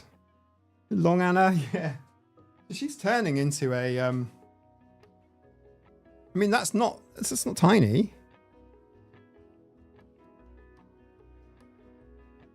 Once a week, Anna. Once a week. It's all you have. That's your like very few obligations in your world. PDA cat. PD Anna is what she is. And Saber is over there looking at me. Hi, Sabes. You ever slow blink your cats if you've got cats? You can kind of like shoot them a slow blink and they're kind of like, yeah, it's kind of like a little head. I speak cat better than I do neurotypical, that's for damn sure. Sunny girl, how many cats do you? Actually, Alexander, I had to tell that guy's been a delight. Thank you so much for being here. It has been fun. It has been fun. And still is fun for those who are not heading out. The cats aren't growing, Mike is shrinking. Yeah. She's getting a chonk on. She's about 3.3 kilos. 3.436, I think. I'm making up the last digit. I don't know. That's what she was last week. Does Mike count as one of the cats?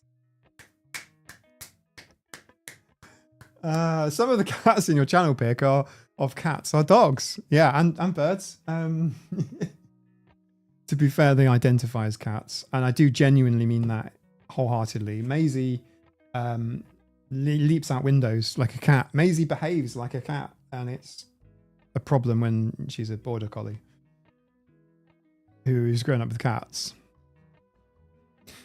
Yeah, you can only imagine. I think they grow up a bit like confused about their place in the world. They're like, actually, I'm a cat, Dad. I'm going to leap on your shoulders. I'm going to leap out of the window. Mike's a Manx cat, no tail. Oh, we all have very small tails. Vestigial bones of tails. The coccyx is a tail. Anyway, so how is it going, everyone? PDA cat, isn't that redundant? Yeah. Let's do a quick 2-minute break. My throat. 2 minutes. Oh, just 2 minutes. 2 minutes.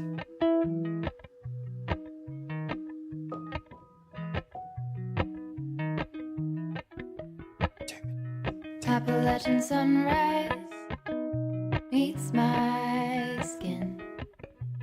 Even with my eyes still closed, I can feel it coming. Jenny K, yes they do. To a degree or not. It's actually a form of spina bifida in cats, pretty much. So yeah, a bit complicated, but yes, they sort of do. Golden things.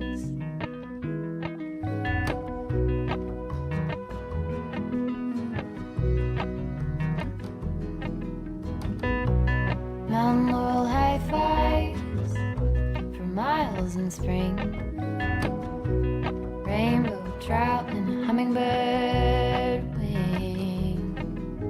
Golden, I'll follow only golden.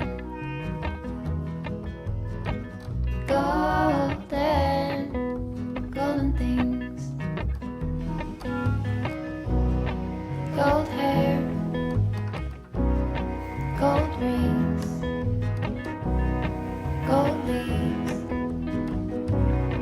gold anything, golden. I'll follow only golden,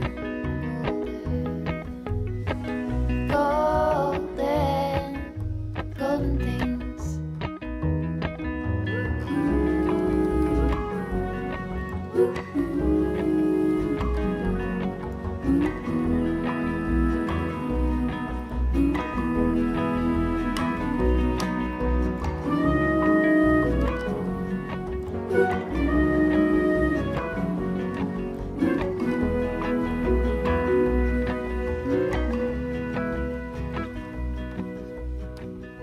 Walk up the river by my son.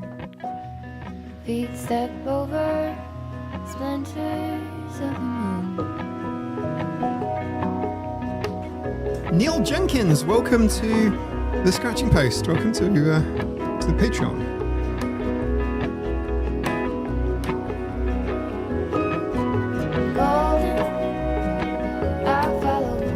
Did the 2 minutes thing happen already? Because I went and got myself a Coke in my porch coffee mug.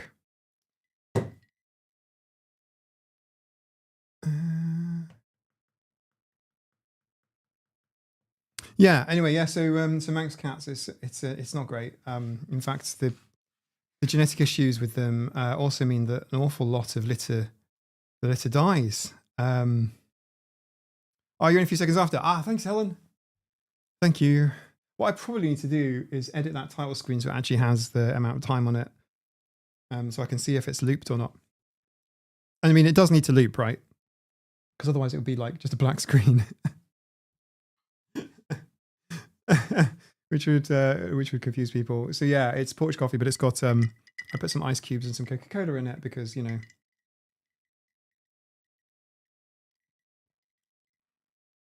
missing friends. To absent friends. She's not dead. She I'm sorry, Claire. Sorry. Right, some of you won't understand what just went on there. Porch coffee is something that a friend of mine and many of you have, which is Claire, the Charles Woodshire theory, and yeah, Claire's amazing. I like Claire a lot.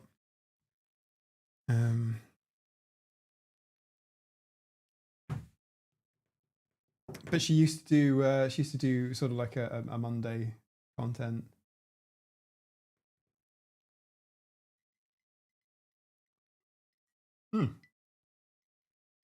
Wendy's suggestion: have a count up, not countdown counter. Yeah, 100%. Because the countdown would need to go negative. It would need to be like -10. And it would be like, rather than saying something like, it's been like 4.5 minutes, it would be like, it would say, he's -2.5 minutes late. So yeah, it would definitely have to be a count out of a counter. Which I just joined her channel when she announced she was done with weekly updates. Yeah, in fact, it felt strange. Listen, there is no obligation for any of you to support me. 100%. That's not the case. That's not how we work things here. But I would say Claire had YouTube memberships, and I did find it a bit sad when she closed her YouTube membership down. It was a bit weird. Yeah, she closed it down. I got a little refund, and it was like, oh.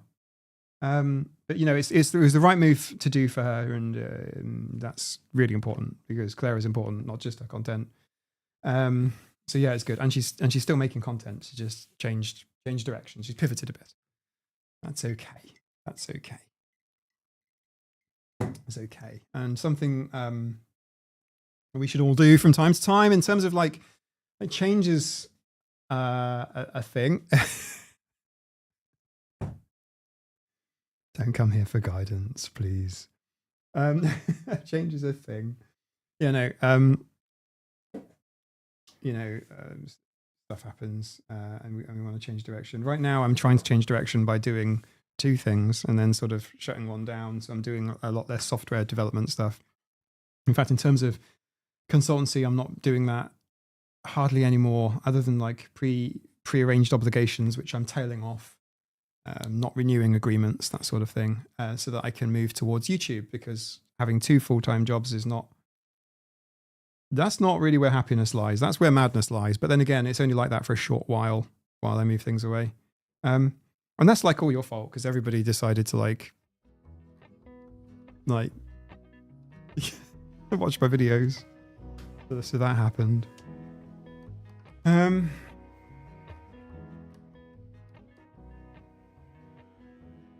I'm not going to change it at all unless it's gradual. I can't really cope with it. Yeah, it's true, Jensen. And like, that's pretty relatable. And I think, like, for me, I'm trying to make change by changing from one thing to another. But I have a pre-existing job. I have a pre-existing career. And then like, I'm slowly scaling that back. I mean, I'd like to scale it back instantly. I'd like to flick a switch and like resign, but I can't resign because I've been self-employed for 20 years. I have a lot of stuff. So slowly unpicking that, slowly, unrenewing that is the way to do it. And what that means is it means that I'll be able to then do more YouTube, which is what I want to do, make more content. Like I say, I've got so many ideas and like so many ideas. And I know it's cliche, but it's genuinely true. A lot of you have heard a lot of them. I've been asked about the ABA thing for ever since I started my channel. People were commenting like, what are your thoughts on ABA? Like, it's like straight up. And I have upset a lot of people with my whole self-identification thing. You know, a lot of people call me names and send me horrible messages and things. It's genuinely the case, right? It's genuinely a real thing. And it's like, it's just a shame, really. For the more capable people that criticize my viewpoint on self-identification, I actually made a video.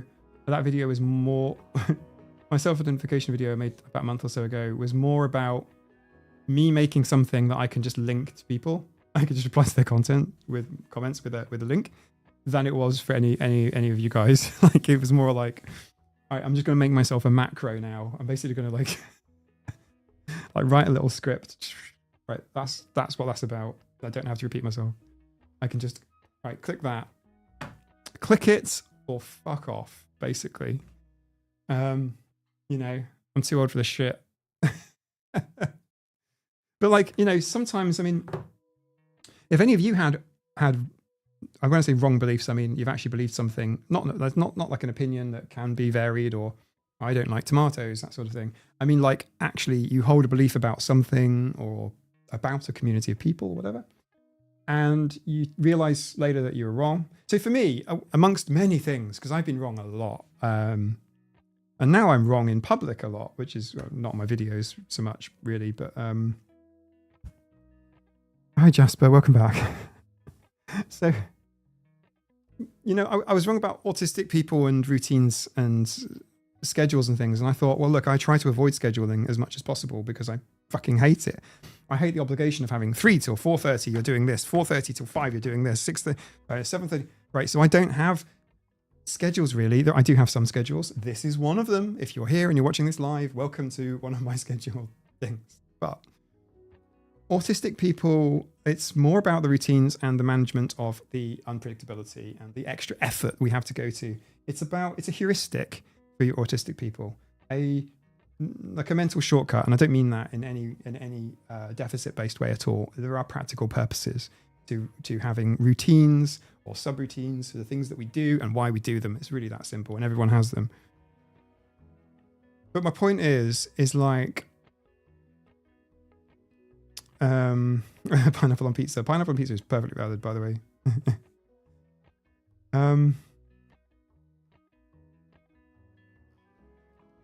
Joy Clem, rules that I don't take unfunded mandates, especially for mandates. Yeah, I don't even take it if people pay me either.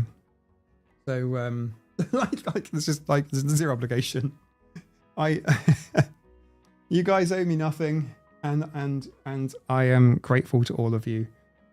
And it's like, yeah, sorry, yeah, not happening. And so many people have an opinion and are desperate to kind of, I don't know, for some reason they want me to go along with their opinions or spend time, whatever. I'm happy to hear thoughts, but I'd like them in like less than a sentence or two. So for example, self-identification is valid, and the reason I came to that decision is through thinking about this thing from first principles, right? We don't need to have the self-ID talk now. I've made a video about it. It's linked in. It's in the description now of every single one of my videos that I've made since and going forward. There will always be a link to this thing because people need to know. And I know that the downside of that choice is that there will be some people that will be wrong about whether or not they're autistic or not. I know that. It's absolutely the case. But that is a significantly lesser harm, which I would argue is very managed in and of itself by the fact that people think they're autistic and they're obtaining an awful lot of information from the autistic community. They are in autistic spaces and they're watching autistic content, reading autistic books. They will eventually come to realize and go, actually, I don't think that fits me that well. I don't think that is exactly me. And they'll learn a lot, by the way, on the journey. The other point of the matter is it's no one's fucking business. So I'm not going to get completely wound up by the fact that there might well be some teenager on TikTok making put your finger down videos if you think and you might be autistic type of stuff. I mean, it's a trend, and it's like people just do that shit, and it's not for me. I've never watched it except for only ever research for my content for my channel. Yeah, so what? People do shit on like social. I don't care. I mean, fucking hell. There's huge like political parts of the interwebs that are antithetical and unkind to how I would position myself or how I think. And all right, okay, fine. I don't have to be angry, think about it all the time. So there you go. So that's kind of like the way I'm doing it. So you might have noticed, but yeah. So yeah, I mean, you get wrong about stuff, and I thought routines and schedules were the same thing. I thought I can't possibly be autistic. It's so important. It's part of the diagnostic criteria, actually.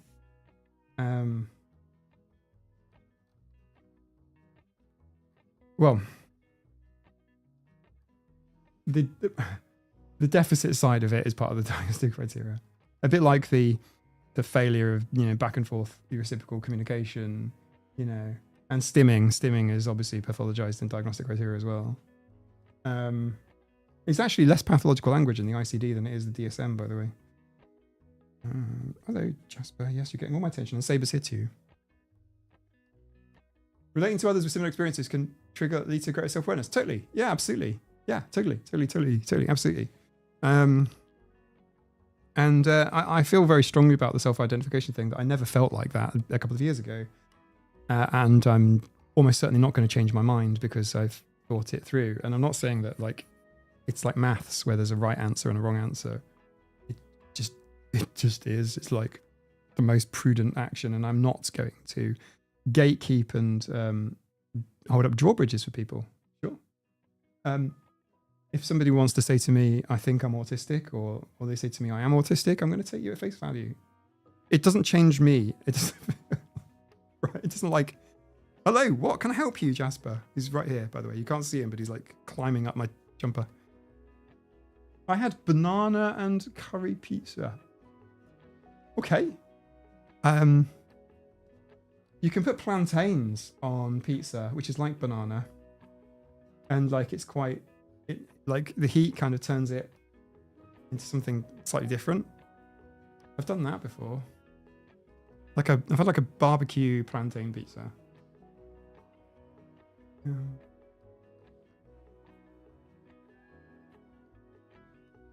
Just wants love now. Yeah, exactly.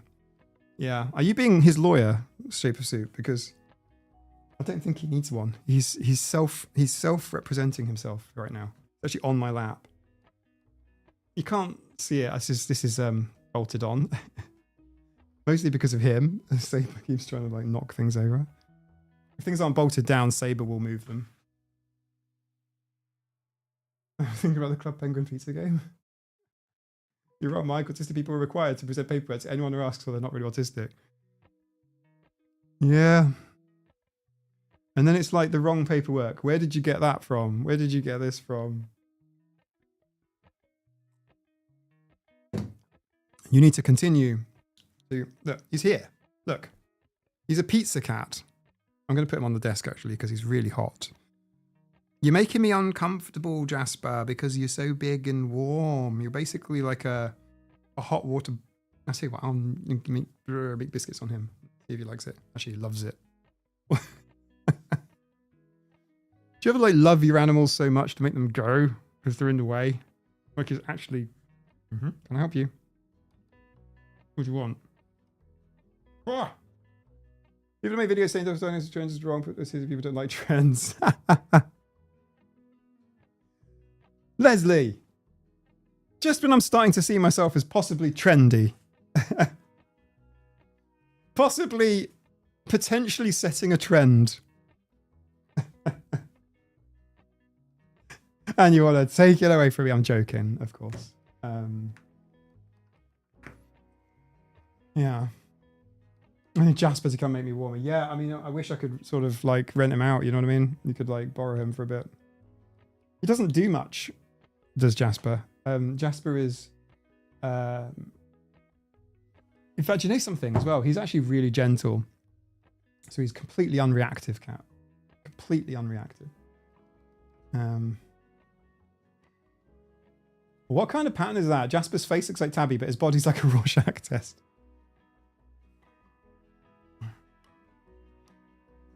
Okay, this is a face. It's a Tabby cat.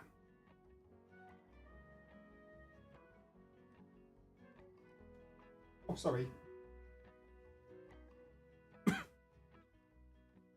He's a tabby cat with, like you say, a rather large tabby pattern on his body. He's quite. That's why I say, but it's okay. No one's taking your place. I've got a problem here. Look at my chair.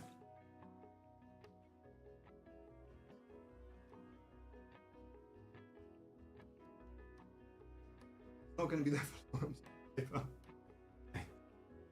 Yeah, so I'm just sitting on the front inch of the chair.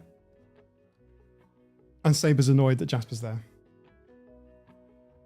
He's beautiful. It's like, no, it's not a mackerel tabby. No, mackerel. I don't have a mackerel. I was going to say I don't have a mackerel tabby. I'll go and get one tomorrow.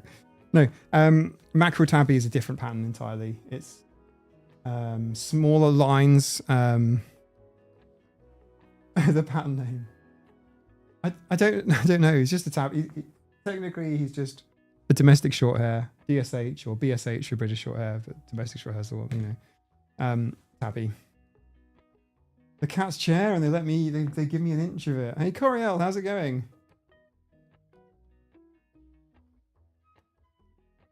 I'll show you how much of it I have.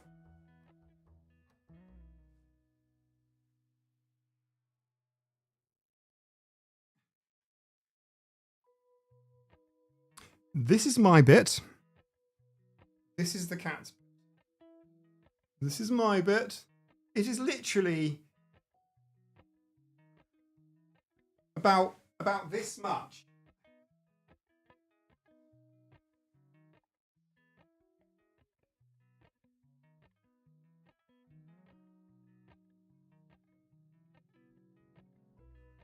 Yes.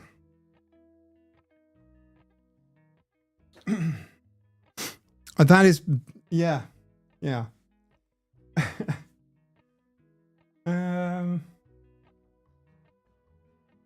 Mimi, the cats need to be cozy. Yeah.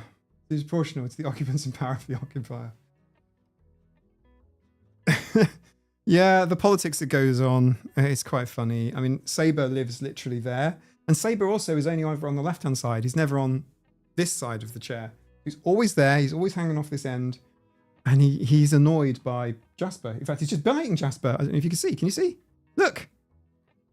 Saber's actually pissed off. He's annoyed because Jasper's just like leaning on him and, you know, maybe his tail will touch his face. And it's just like, stop that. Did you see that? You're right there, Jasper. It's not your fault that you're massive.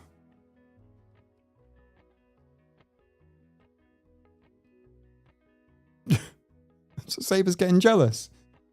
But Jasper is completely unreactive. Like, he's just, you know, I think you got bitten quite hard, didn't you? Yeah, did Saber bite you? Why? Because you existed in a spot that he didn't want you to be in. He's got personal space, boundaries, issues. My pit bull likes to do it to me. She sneaks in behind me if I lean forward on the couch. Aww. It seems like a reasonable allocation of chair space. Mike, have we done Untypical by Pete Warmby for Tea and Tales yet? Yes, we have. Please click the Tea and Tales playlist on the channel. Oh, in fact, that was a really nice Tea and Tales. That was a really good one. Can I help you? Can I help you? See him leaning into me there. Like, oh, too much. Spotted part links Tabby. He's strange boy. Willow is his sister, by the way, and Toby was his brother. Very, very sad that we lost Tobe. Mr. Toblerone. Toby was, I called him Big Flopper. That's my Coca-Cola and my Porch coffee mug. So I'll be meeting Pete Warmby tomorrow. Oh, Harriet. How come? How come, Harriet? If you have the opportunity, say hello from me, please. But there's no pressure. There's no obligation on you. One of our guys is delivering me more meds. Hey Chris, how's it going? Jasper, can I help you? Why are you so... Can I help you?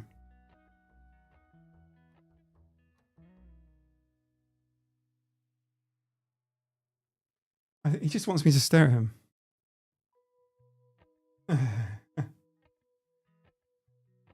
These, Alicia, are geese.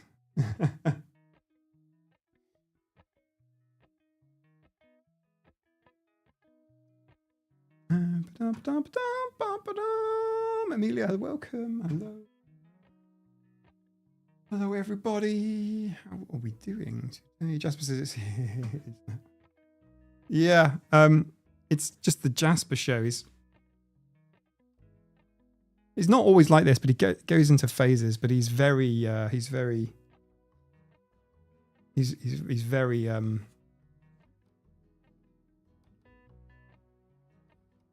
big.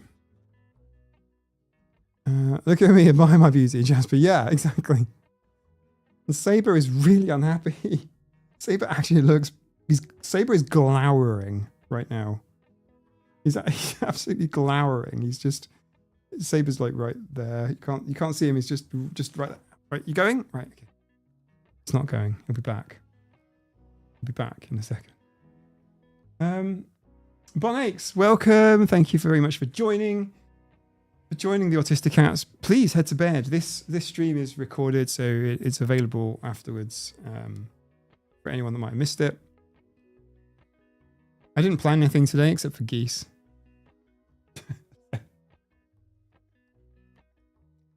I've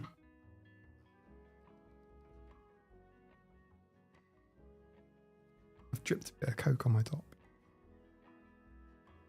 Saber hates change. No, it's not that. Saber is I think he's just not a cat person.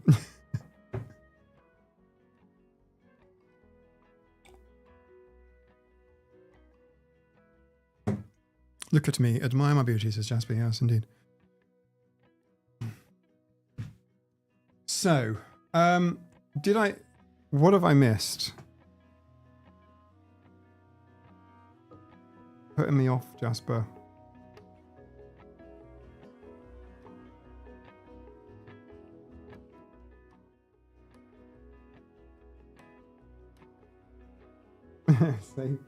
Saber is Saber's actually very good with the other animals.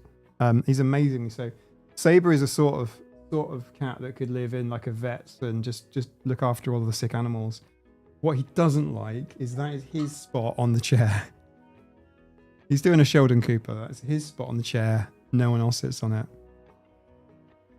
Mark Free. It's from the Tea Fairy. Tea Fairy got it for me. It's a present. 4 weeks from the final assessment, Jansen. They should be able to give you a rough indication before not leaving you hanging for ages. It's getting a bit unkind at 4 weeks. But waiting weeks for a report is normal. Like, really normal. I think about 6 weeks is probably average. Like, but yeah, you gotta chase them. You gotta chase them, which is just an email, right? Just send them an email. Go, hey, have you looked at my file yet? Oh, watch holder. Hyde Snooker's cats, by the way, are incredible. They literally look like they've been animated by DreamWorks or Pixar. What?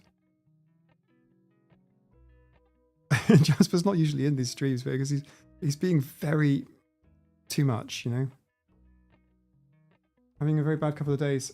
Oh, I'm sorry. Oh, that's awful. I'm so sorry. I'm so sorry. Yeah, I can relate. It doesn't get any easier. I'm very sorry.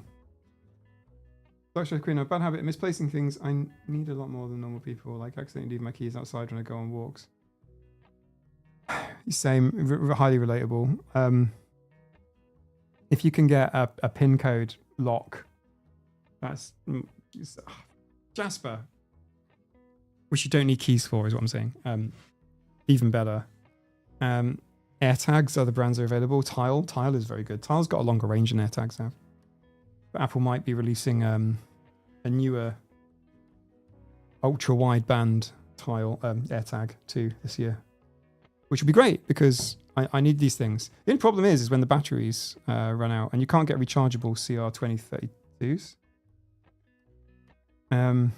Not good ones anyway. So it's unfortunate, really. It's not environmentally sound. But I had one on my Leatherman. In fact, I still do.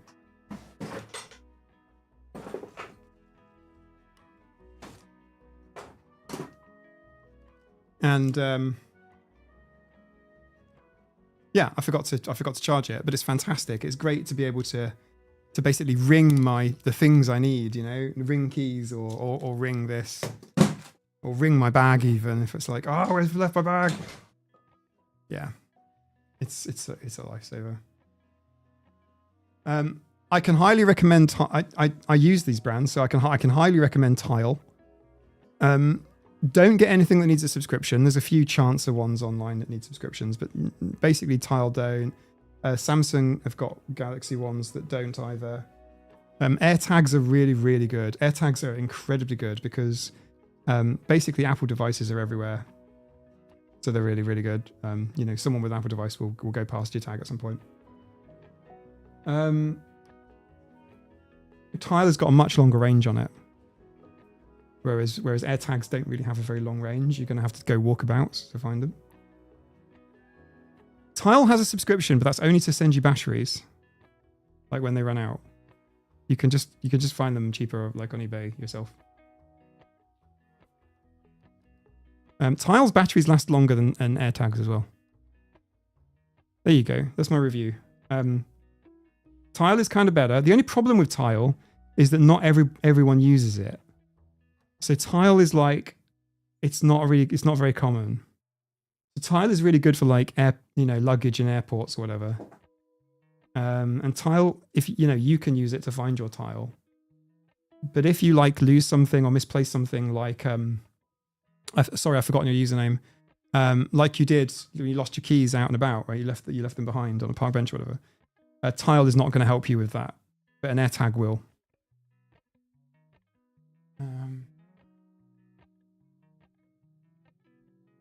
Maurice is now 6.1 kilograms. This is Hydra's biggest kitten. 6.1 kilos. Oh, yeah. So we're going to be neutering our three girls very, very soon. It needs to be done end of April, kind of latest. So we're gonna put them in for neutering at some point very soon. But basically, I can just pick a time and a date and take them in. It's just up to my. It's just a job. Nice job. Like I was subbing to MKPHD. Everyone subscribes to FKPHD.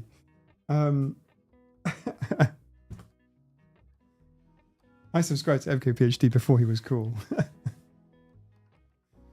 Yeah, but anyway, yeah. So basically, get Tile. If it's just you, and it's and range matters. But AirTags, if you've got an Apple device, AirTags are really hard to not recommend. And I think that the range issues on AirTags are going to be way better with the next version. I carry a little Moomin and I'm hoping to attach him to a tag. Yes, do it. Oh, I lost him on a bus before. In which case, an AirTag if you have Apple, if you have an iPhone, AirTag. Just because the density, the driver probably has an iPhone. Like, what is it? Depending where you are. iPhone saturation is so high that everyone's iPhones are like little finding devices. Don't know Apple. Get Tile then. Or the Samsung one, because that works with theoretically all Google phones.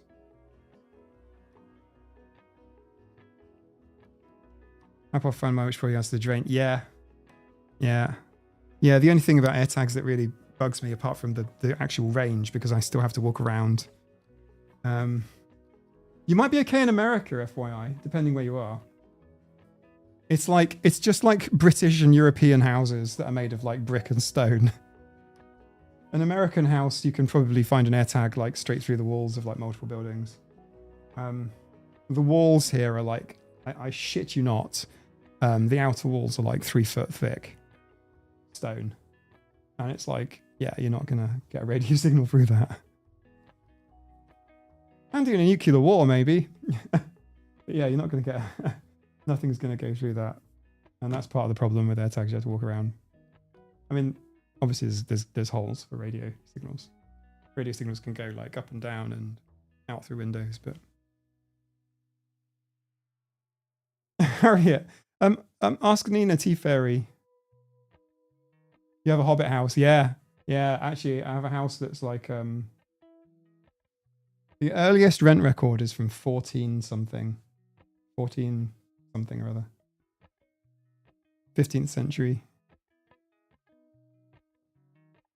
Yeah, UHF ain't getting through that wall, Jansen. It's basically a mountainside. Yeah. Yeah. I'm not sure what radiation would get through. Obviously sound, potentially, certain frequencies because obviously it's solid, you could possibly do that. But yeah, it would stop like 50 cal rounds, you know what I mean? 50 caliber rounds. There's no question. Like it would stop 50 cal. It's pretty old.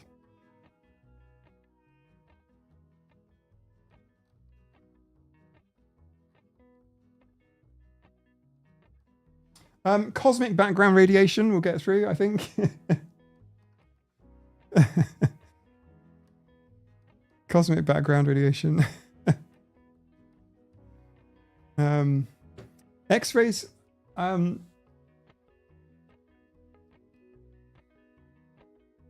got me thinking now. Oh my God, my brain is like completely lost. I no longer can present a live stream. I'm now thinking about the electromagnetic spectrum. The thing is, right? I really dislike the term autism spectrum, right? I would totally take the word spectrum out. Who's with me? Okay, don't go quiet, everybody. Take the word spectrum out because electromagnetic spectrum is a spectrum. It is a one-dimensional. It's kind of two-dimensional, really, isn't it? Because of intensity, but like. It is a one-dimensional spectrum. And people think that way about autism. So take the word spectrum out. I don't have a substitute. I can't think of what it will be. I'll take the word disorder out as well, by the way. The more and more reading I do about autism. I'm not saying it's not a disability. But like spectrum, because this is the problem with people going like low and high. Low and high, and the whole profoundly autistic thing as well. The profound autism thing is like, well, is my autism not profound?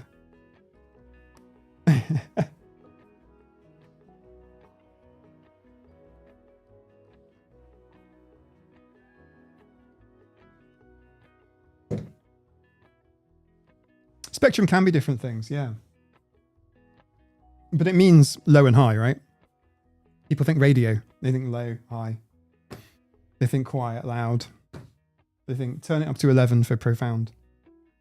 They think, you know what I mean?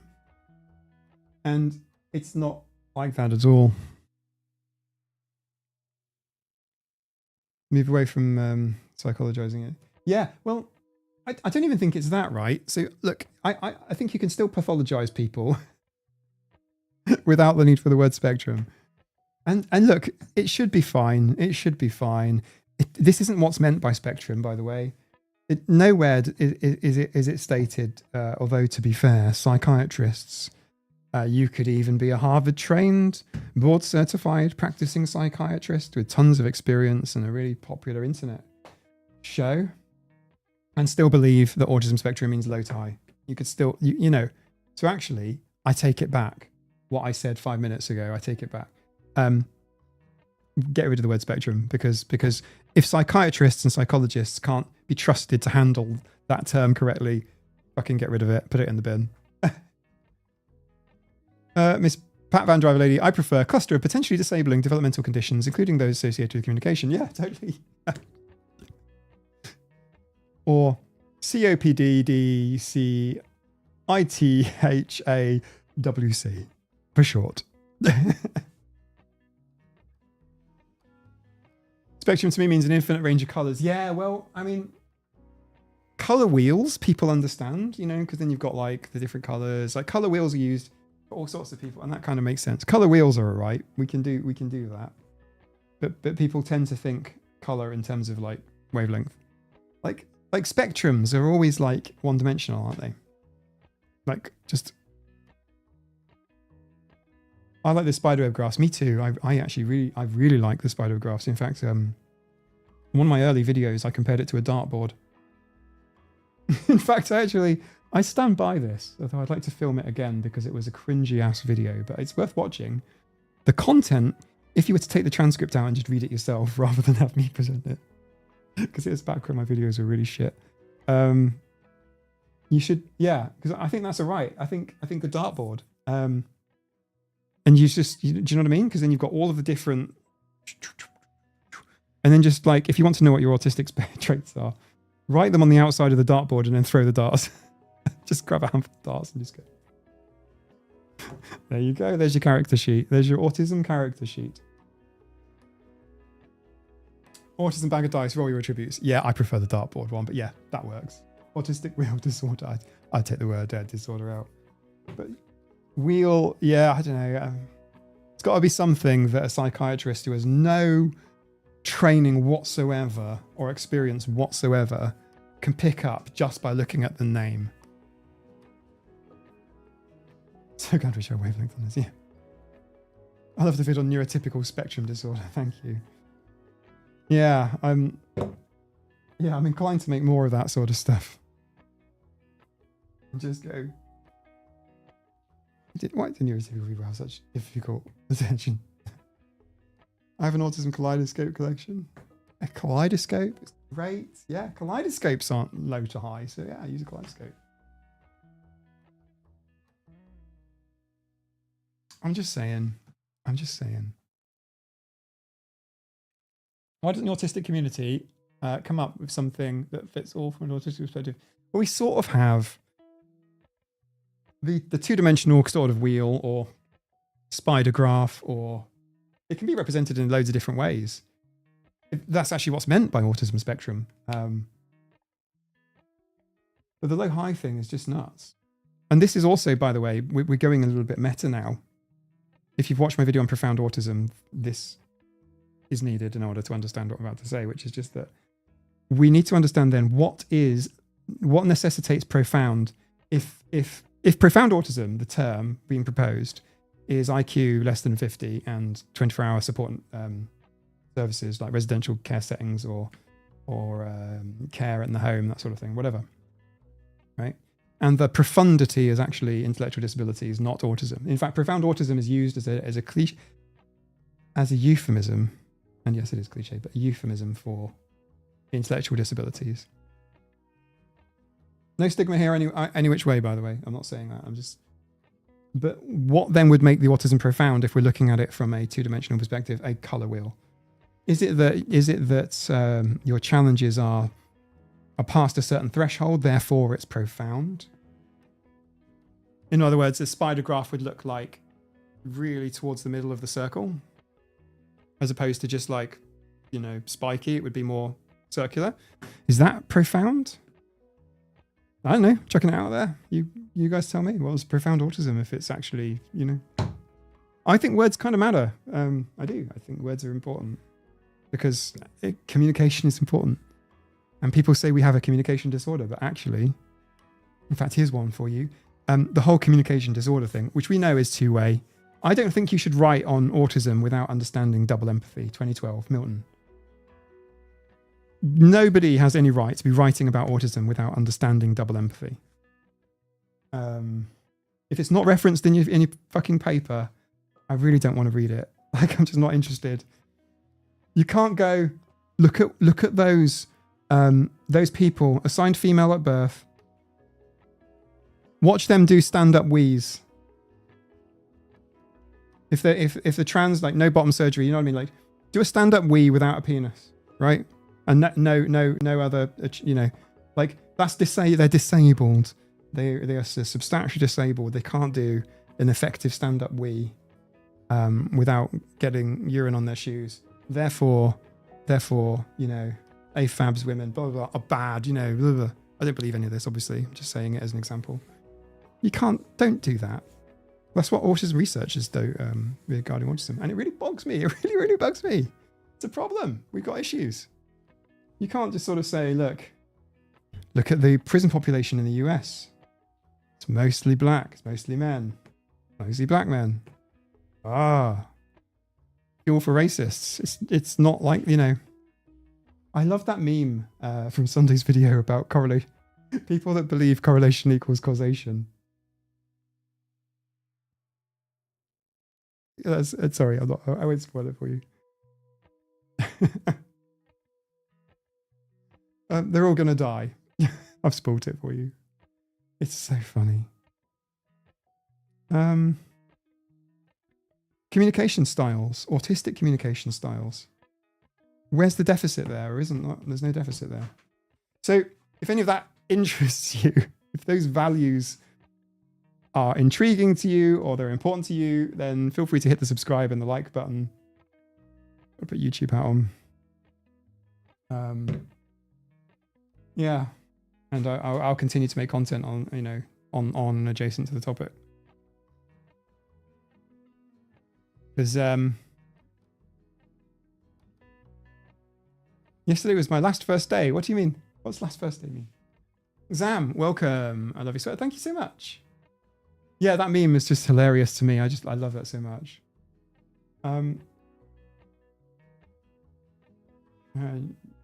Most of our communication difficulties is due to not making as many assumptions. That is one way to look at it, which I think is valid, actually. We definitely have less reliance in general on heuristics and shortcuts and assumptions, yeah.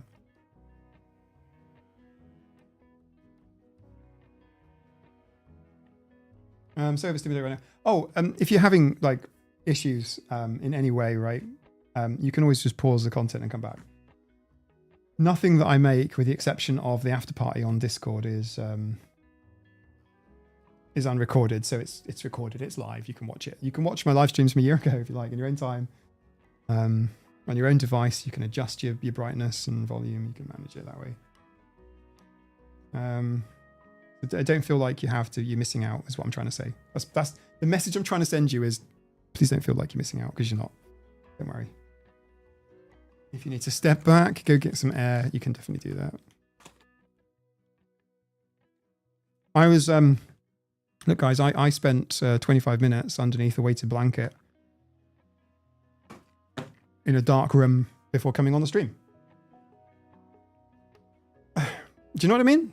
Like, find ways that you regulate yourself and just get on with it. I'm not saying you don't.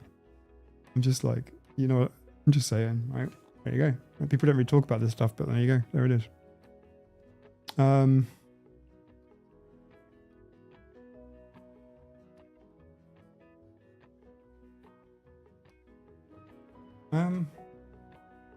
Live chat at Best Buy. Oh, the MacBook Air. The new one is I don't have it, but my dad has the last gen. And he hadn't upgraded for like a decade, and he's so happy with his laptop now. The MacBook Airs are phenomenal now. Like, even if you're going to do some basic video editing, just the base version, like don't even spec it up. I know they're expensive. I get that, but if you were Best Buying it, the MacBook Airs are flipping phenomenal now.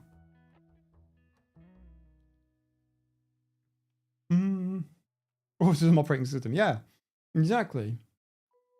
So we are all Macs here. We're all Autism operating system. We're all a flavor of Linux, whatever.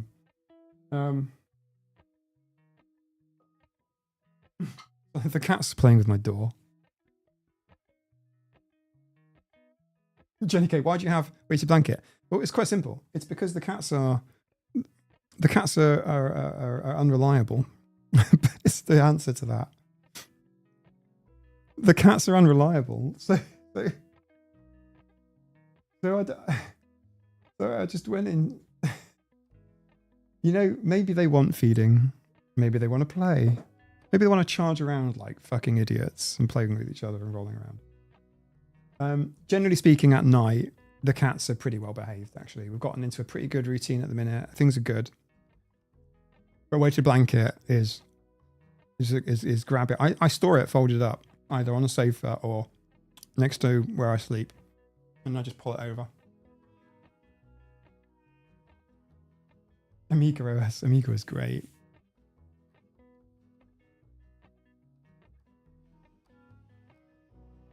I beg to differ with Linux boxes. Did I not say that? Granted state of mind.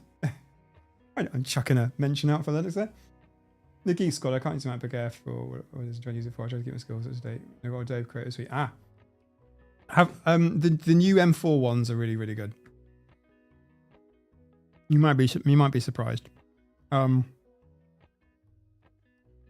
yeah, the MacBook Pros are great. I have a MacBook Pro. It's an M2 Pro, MacBook Pro, and I've had it for a couple of years now, and it's phenomenal. It's fantastic. I'm streaming on PC right now because PC games PC. But yeah, I love the Apple Silicon Macs. I just wish I could code on it because all of my work is Windows, the Windows technology stack. And it's all x86, x64. And none of that applies on Mac. I mean, you can get Visual Studio for ARM and no, I'm not even getting there. I want to give up now. I want to hop off the bus. M3 Pro, I love it too. Yeah, they're so good, aren't they? Soup. If you've had an Intel MacBook or an Intel Mac at any point, and you go to Apple Silicon version, and you will lose some software. There is some software that's not compatible. But holy hell. Like, the fans don't even come on. Like, well, they will, but like if I'm rendering something maybe, but like, wow. I hate the new Outlook. Windows is getting worse. I hate all the bloody Copilot stuff. They're just jamming in there. The Red Dwarf meme about the talking toaster with AI is coming true. Yeah. My laptop died and I have no money. But Vinci, open it up. Take your hard drive out if you can. If it's one that you can remove it. Obviously, you can't do that with MacBooks. And then sort of either shop around or wait. Try and get one.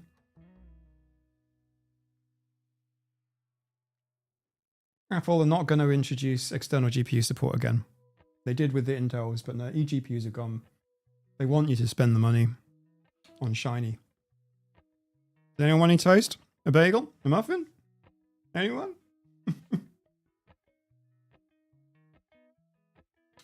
Take care, Cheetah Bell. We're going to be going to... what I was saying earlier was... I was actually doing sort of like a long-winded outro. It started about half an hour ago. And what I was trying to say is... I'm staying with Windows so I don't have to repurchase The Sims. That's fair enough.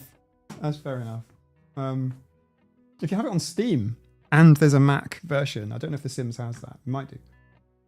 You can then install it on the Mac for free. And Steam's so good. Autism orbit condition.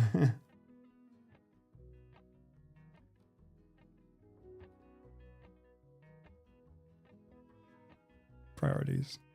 Defo. So, what we're going to do is we'll go to the after party, play some games, and I'm trying to rack my brain for the thing that I wanted to say, and I can't remember what it was. Yeah, it's definitely a function of being tired. I am going to be less tired in the future, though, but it is going to take me like about a year, I think. But if you come back in 2026, I'm not saying life would be better, but I'll definitely have more energy then. So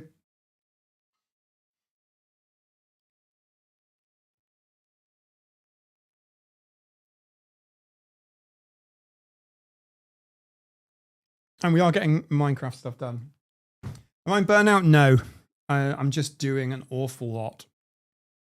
I'm sailing towards burnout in hyperdrive, but I'm hoping to move away from burnout.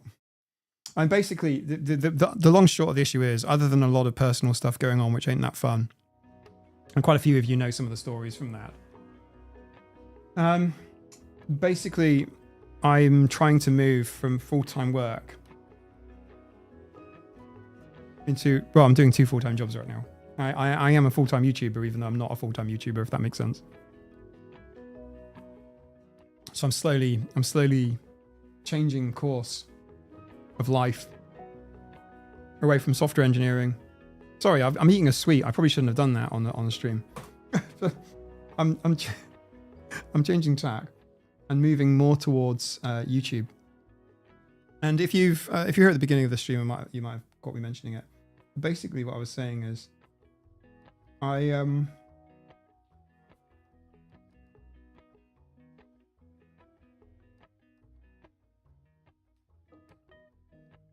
memes video on Sunday it's not a cry for help. It's me making a small video. It's different and lighthearted because I'm working on some big stuff. I mean, one of my videos is my ABA video.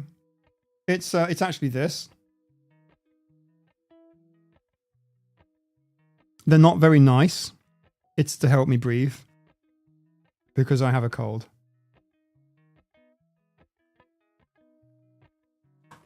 Being a software engineer is more than 40. It's like more than 40 hours a week, and I currently spend more than 40 hours a week on YouTube.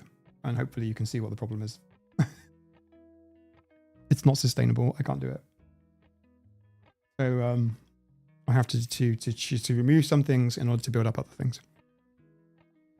Plus, I want to do.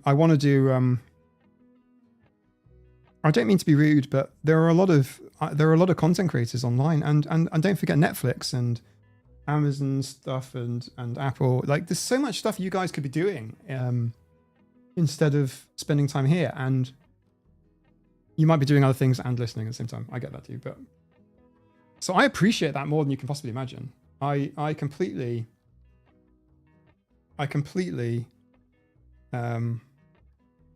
I'm honored. I mean, honestly, like, what the hell? I mean,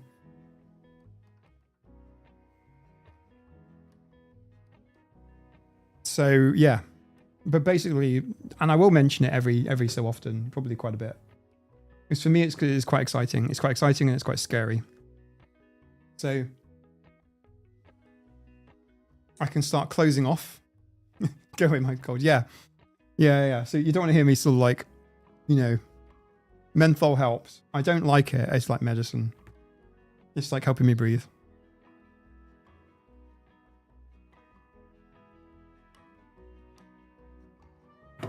So hopefully that makes sense, everyone, especially new folks that are coming. Oh, don't worry. This isn't medication. It's they're just menthol pastels.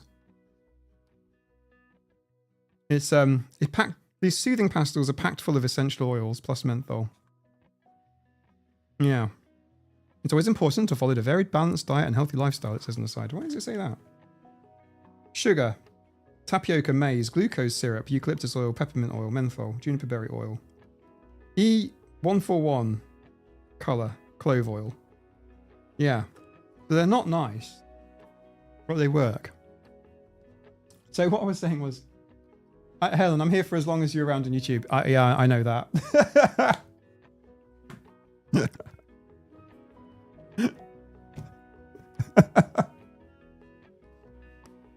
Helen and family. Yeah, I know. and by the way, I appreciate the level of support because honestly,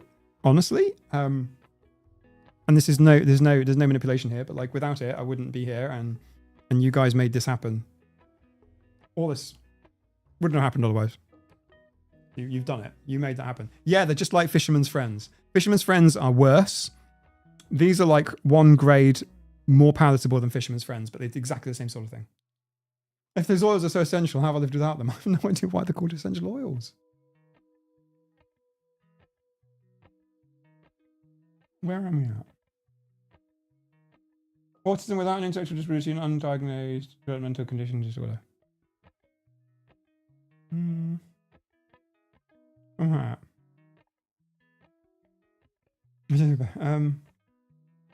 No, there really is nothing else I could be doing of any importance. Okay.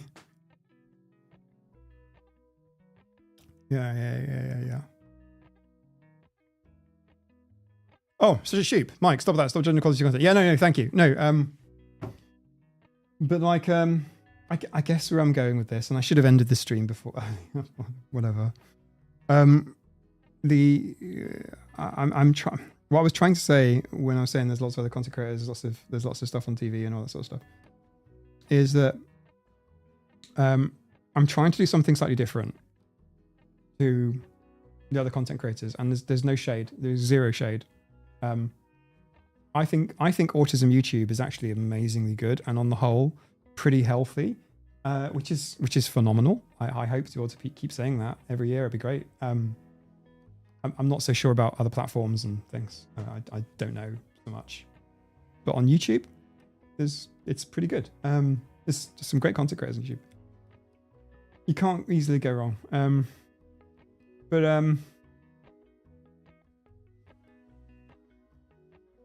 I don't know if anyone else is gonna make a video on ABA and by trying to become a behavior therapist to make the video. I don't know if anyone else is going to do that. So it's a bit extra, and you know, I'm just going to try and just plug the holes where I see them, and it's why I haven't made content on ABA before. It'll be the best content I can possibly make that I think genuinely you guys are going to want to watch.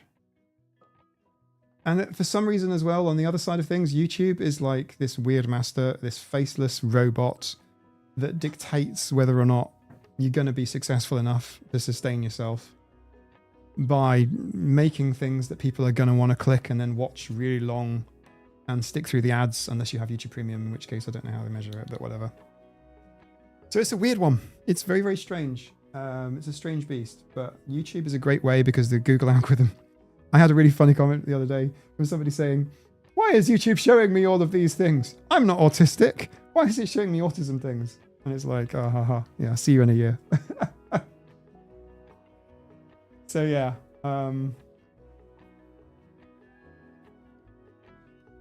Autistic critical X is highly questionable.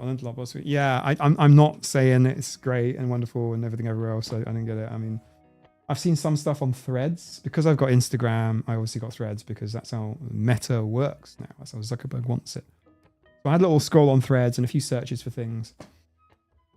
I don't think it's that healthy, but then again, it's kind of like an X clone, isn't it? It's a Twitter clone. It's kind of picked up some bad habits. There's a lot of, I don't know. Yeah. I don't use social media for my mental health as well. Quitting social media, by the way, is one of the best things you could possibly ever do. And you can still have a profile. Just leave it alone. Don't check it. Like, do you know what I mean? Just like, whatever. Just abandon it. The other thing I'll tell you is this. No one gives a shit. So I stopped using Facebook a couple of years ago. Well, like 18 months now. Not one person has said, oh, Mike, are you okay? Or, oh, you didn't see this. Nothing. Absolutely fucking nothing. No, you know, if people have wished me happy birthday on my birthday, have they? No one, you know, I've not wished people happy birthdays on the Facebook. You know, Facebook does that thing every year. It's quite nice. It's like a self-updating address book, but like, yeah. Who cares? Just leave it. I used to Facebook with specific groups. Yeah, me too. I mean, that's what I did do, and then I'm no longer even doing that. Yeah. And I will say this, because occasionally Nina will send me an article or something that's on social media, and that's the only time I click it. Polly? Gibson, that's... If you're watching on the screen, you'd have seen Gibson climbing the shelves. Very, very little things get damaged, but occasionally something will get damaged. None of the lovely artwork that anyone's ever sent me has ever been damaged. Oh, that's not true. The diamond paintings had it. Alicia, Emily, I'm very, very sorry. The two diamond paintings of the peacock and the octopus, they've been destroyed by the cats. But everything else is still intact. I just thought I'd let you know. I think I did let you know before. I think I did say something. But yeah, just everything else is intact. In fact, the lovely artwork has all been lovely. It's been framed and it's all really nice. I went to first Gibson. Yeah, it's Gibson, but it's often Polly who will occasionally destroy things. Tumblr is good. That's nice to know.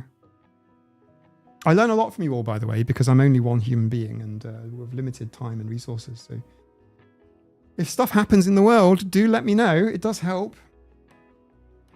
Without you guys, I would never have known that Autism Speaks Canada is closing down. Or that the CDC was reinvestigating a link between autism and vaccines.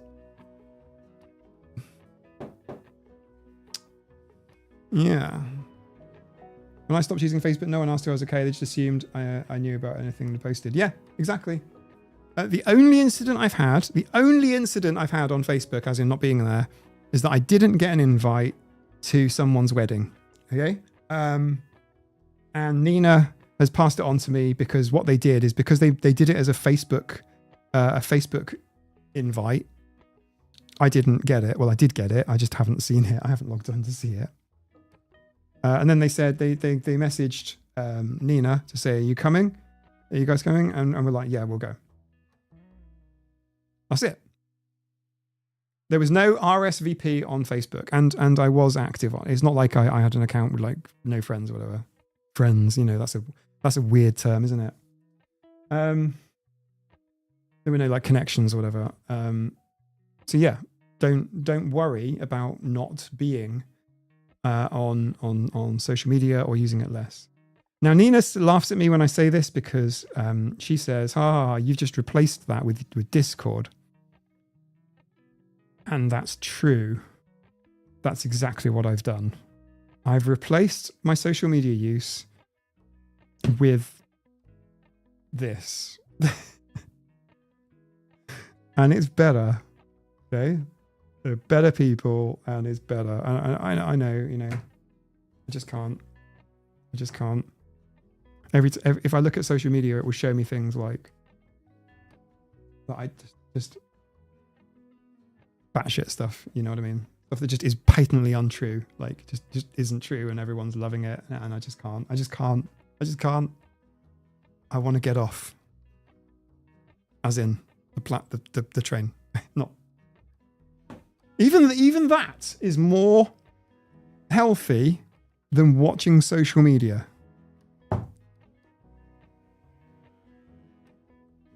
Alone time stimming, much better than social media. Wash your hair, much better than social media. It's not that great. Social media had great promise, by the way, and there are so many great things that have come of it. Obviously bad things, but there have been good things. It's mostly just polluted now.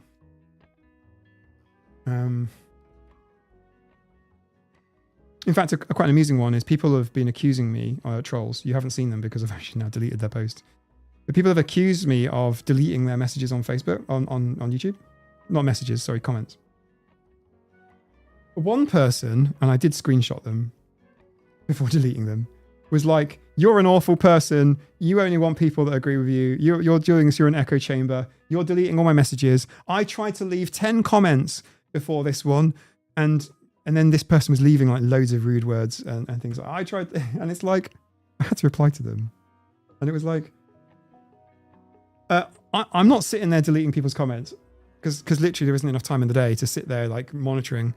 But like, if you tried to send like 10 comments and YouTube took exception to them and deleted them, what have we learned from that? What are you saying? Alicia, thanks for screening. Yeah, more mods will be needed in the future. I'll definitely put a shout out for that in the future. Don't ping me about it now. But like, yeah, it essentially, this is public. This is YouTube. Anybody could be watching. And no mods have really been needed. I mean, Yannick has helped out She is a mod. She's the only mod of the channel other than myself and Nina. And moderation action is quite light. There are times when moderators need to be on the ball, but generally speaking, it's pretty light. Viewing autism topics is way more healthy than other topics. Yeah, it is. Unless you spend a lot of time doing what I do. I tend to find a bit of a risk for my own mental health in spending a lot of time reading and watching pathological content. Don't stop sending it to me, by the way. Do you know what? Actually, this is a plug, but you know, the best place to do it is in the Autism News channel on the Scratchy Post Discord, because it's there and I can search for it later. I can, when I'm doing my research, I can fire up a query in Discord. I can go in Autism News contains PDA, whatever, ABA, whatever. And it'll, has links, but it will show me all of the stuff, and it really helps. But you can drop me an email as well if you like. People that have emailed me in the past, I know there's a couple on my mind that I do need to just wing a quick response to. Somebody did email me just now, by the way, just a couple hours ago, asking me to kind of like read their 150-page thesis, and I just can't. Sorry, I'm not going to, because with all due respect. But if you're gonna do that, send me like the small thing, please. Small thing. I read fast, but please, small thing.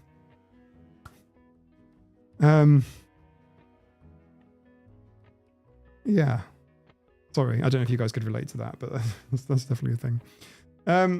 Autism mom content is quite disconcerting. Yeah, it is. It's really bad. And that isn't to say all autism moms are bad. Somebody left a beautiful response to Eileen Lamb on my Profound Autism video. And who is an autism mom technically, but left the most beautiful comment.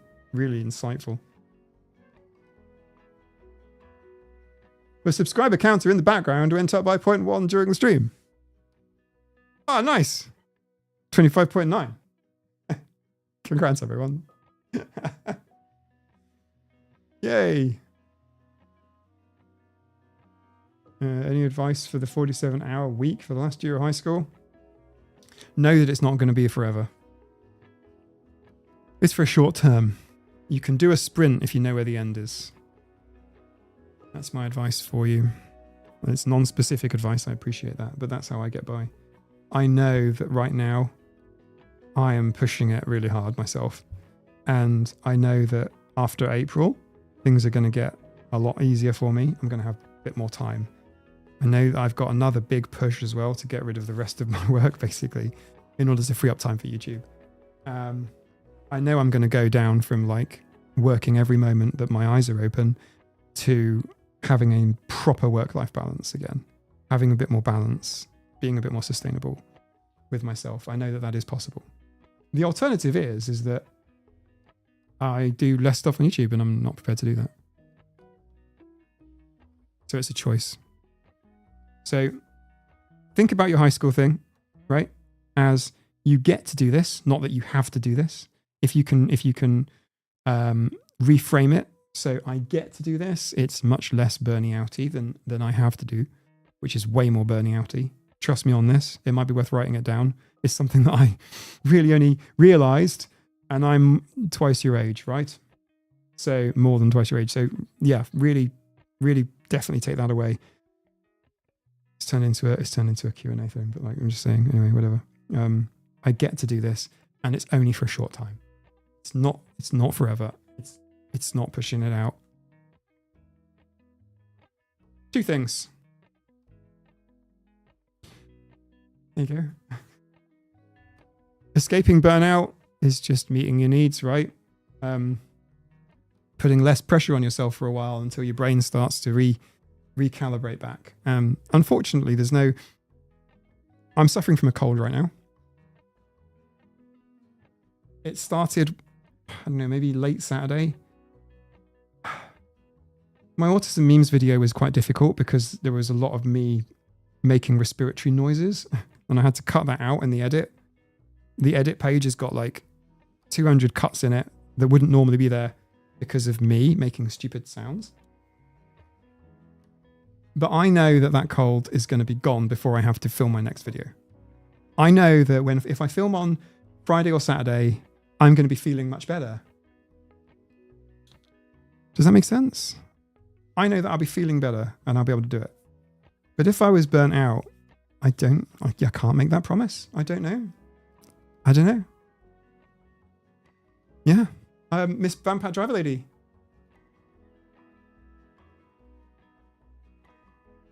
Prioritize your own, not just your mental health, but your physical health as well.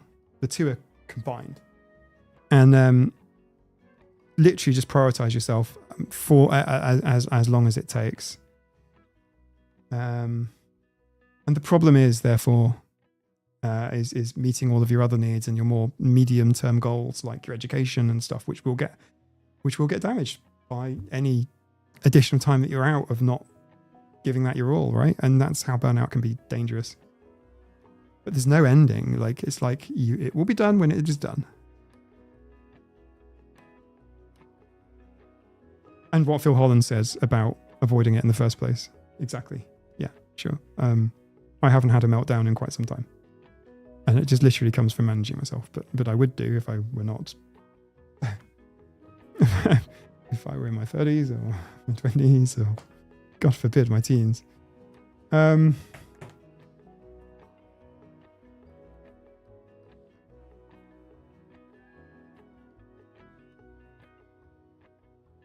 been a few horrible, prolonged burnouts in my life. I think possibly even the shortest burnout, but the most succinct one was my last one. And I do you know what? I knew something was wrong with me because I'd been doing... Can I tell you what I've been doing? In a space of a really short amount of time, I got to do some really cool shit. Mike, the only way to do this is to put your own oxygen mask on first. You know this. Instead of take time to follow advice. Yeah, 100%. 100%. That is my advice, and it is what I would advocate doing. What I want to say is, and this live stream should have ended an hour ago, by the way. I thought I'd let you know while I know that. We're still going to have to party, mostly because I'm going to. For those of you that are members of my Patreon Discord, you'll see. If you haven't already. But basically the issue... My last burnout was a weird one because I was having the best time ever of my life. I was being flown out to see some most amazing science projects. I got to travel to see cutting edge marine science. I got to go out and see wind farms and the work that was being done. I got to see how the turbines are put together as well and how they're built. I got to go and see an exhibition in an aquarium that one of the projects I was working on was involved in. So there's a science communication side of things. I got to go to an electric vehicle and renewable energy show. I got to interview and meet people who are responsible for the UK's national grid and for big infrastructure planning, which for me was a big delight because I enjoy that stuff. And what else did I get to do? Shit, there was so much more. Fuck me, there was tons of stuff. I got to do loads of things. I had another trip to go and visit the oceanographic center. I got to go and see that as well. I got to go and see the work they were doing on how carbon dating of sediment samples works, which is unfucking believable. I am not a marine biologist. I'm just interested. Do you guys hear me? All of these things are not my career. Every single one of these things is just a hyperfixation of mine that's become something big. And I'm not saying you guys need to do that too. I'm not even advocating it. I'm saying that I got to do a load of really cool shit, some of the best stuff I've done in my life, like interest wise. And I burnt the fuck out on it. And I realized something was wrong because I'm like, holy shit, this is brilliant. What's the matter? Why am I failing more? Like, why am I so bad now?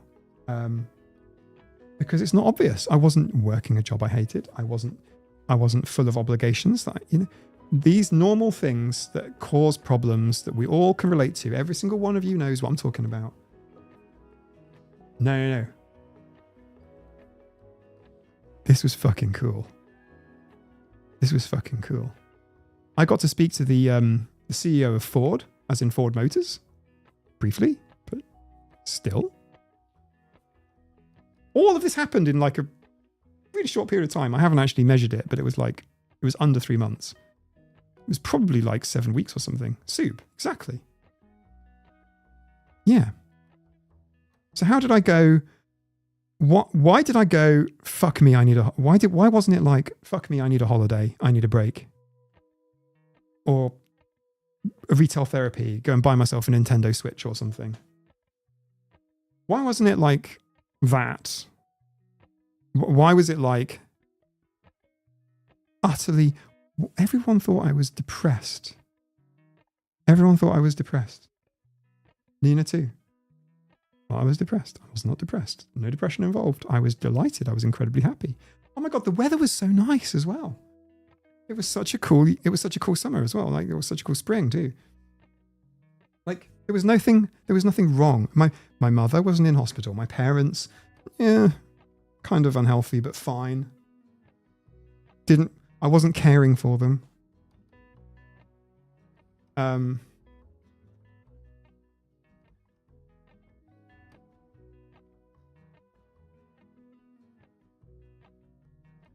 I was getting a car manufacturers throwing cars at me, by the way. Skoda, VW, Porsche, or Porsche.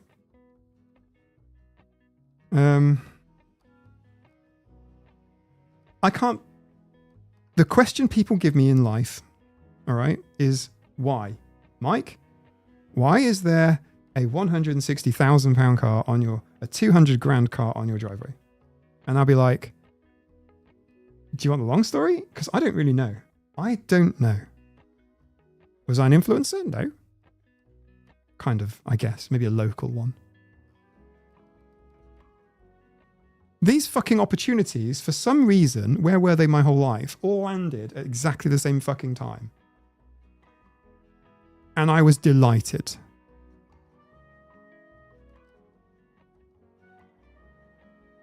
That car ended up kissing a goat. I'll tell the story at some point. But anyway, I guess my point is like all of this stuff, how does it then end up becoming something insidious and nasty, like an alien crept up behind me? How did that happen? How did that end up? It got destroyed by a goat jumping in front of it.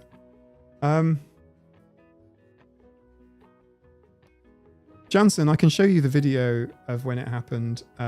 This is a private thing rather than a public thing. I can post it on Discord. Well, it wasn't my car. It was a brand new. It was a brand new Porsche Taycan GTS. Huh? It was electric. That was the gist. It was because it was an electric, and Porsche just released it. And no, I can't afford one. Like, of course I can't. You know, it's not. I'm just saying. The same thing. I had tons of a little, even secondhand Renault Zoe. EVs, electrical energy, but specifically with respect to the grid, with generation, with renewables, with solar. I know a lot about it, and I ended up getting completely, utterly, totally burnt out, but doing stuff that I enjoyed, which led to an autism diagnosis, which led to this YouTube channel, which led to you guys being here on the live stream, which led to some fantastic new friends. So hopefully, Leslie, I watched that video already. Yeah, I wish I could remake that video. I might do, actually. It's the one with the Coldplay song on it. It's the reason I put the Coldplay song on it my overriding reason was because I wanted to do something short and succinct and written to the beats of the song so that it wasn't going to be like a 1 hour video that no one watches. You know what I mean? And like everyone knows the song and you all understand how it goes. So therefore it's a kind of timer for the video. Unfortunately, when you put out a 5-minute video on YouTube, no one bloody watches it because YouTube goes 5 minutes. I can't sell many ads on that.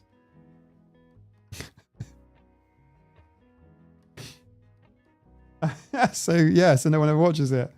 But I sort of don't care because it's my story and it's one I can just send you guys to if you want to watch it. You can see it. It's 5 minutes. Soup. I hate the Musk thing as well. So much. We can talk about it on the Discord at some point. Not just the bad stuff, but like, yeah, I hate the. I'm so disappointed. But yeah, there you go. My voice is cracking now, so we're going to be stopping soon. But what I need you to know, I really need you to know, is there's no timer for burnout. Number one. Number two, it can happen. It's not necessarily just a negative thing that causes burnout, you know, meltdowns, things, living in a toxic environment. That's number two. In fact, that was the reason why I'm like, shit, I need to see a psychiatrist. The only time in my life. It's the only time in my life where I've gone, shit, something's not right. And is your voice like, yeah, definitely. I need it now. I'm going to insure it or something. Are you a singer? No, long story. I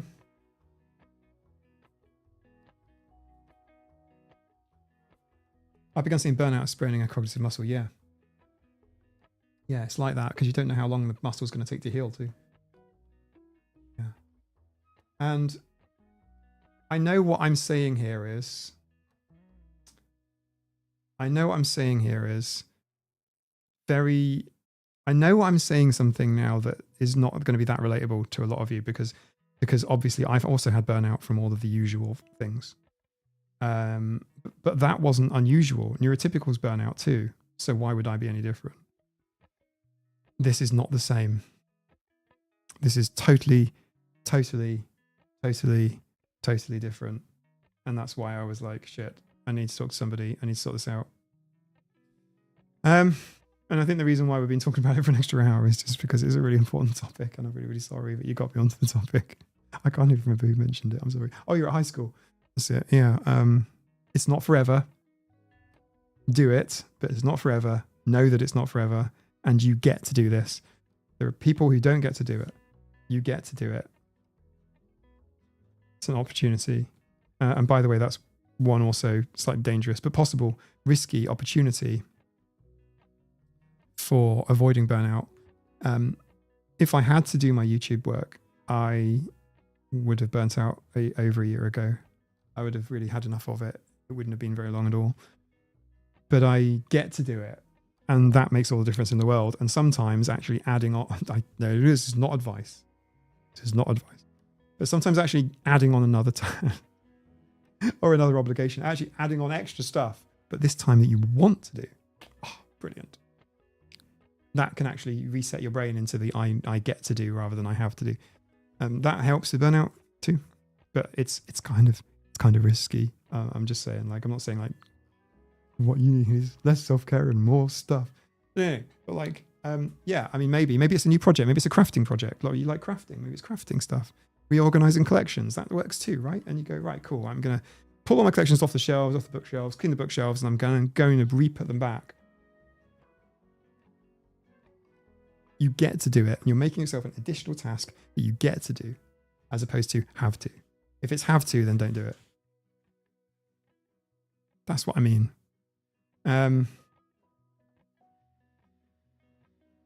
I find stresses I have because of neurodivergent reasons, not mental health reasons. Yeah, Leslie, me too. That's what I figured out too. That's what I have as well. Right.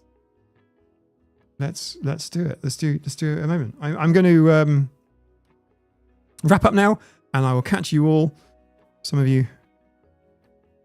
I have a button here to press. It's on the screen. I'll see you all soon. Thank you all for coming and being here and for partaking in Goose Festival. Bye.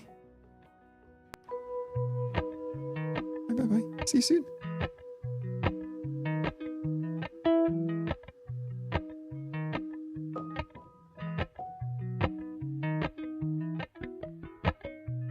Appalachian.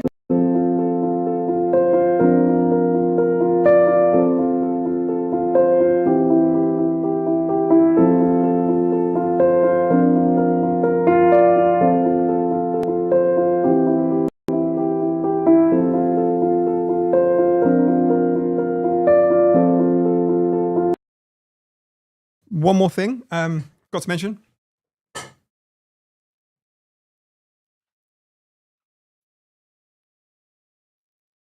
This is Emma. She just jumped on my desk, literally, as I pressed the button. It's Emma.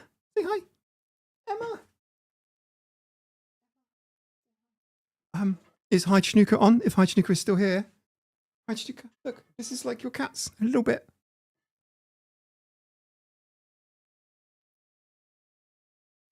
A little bit.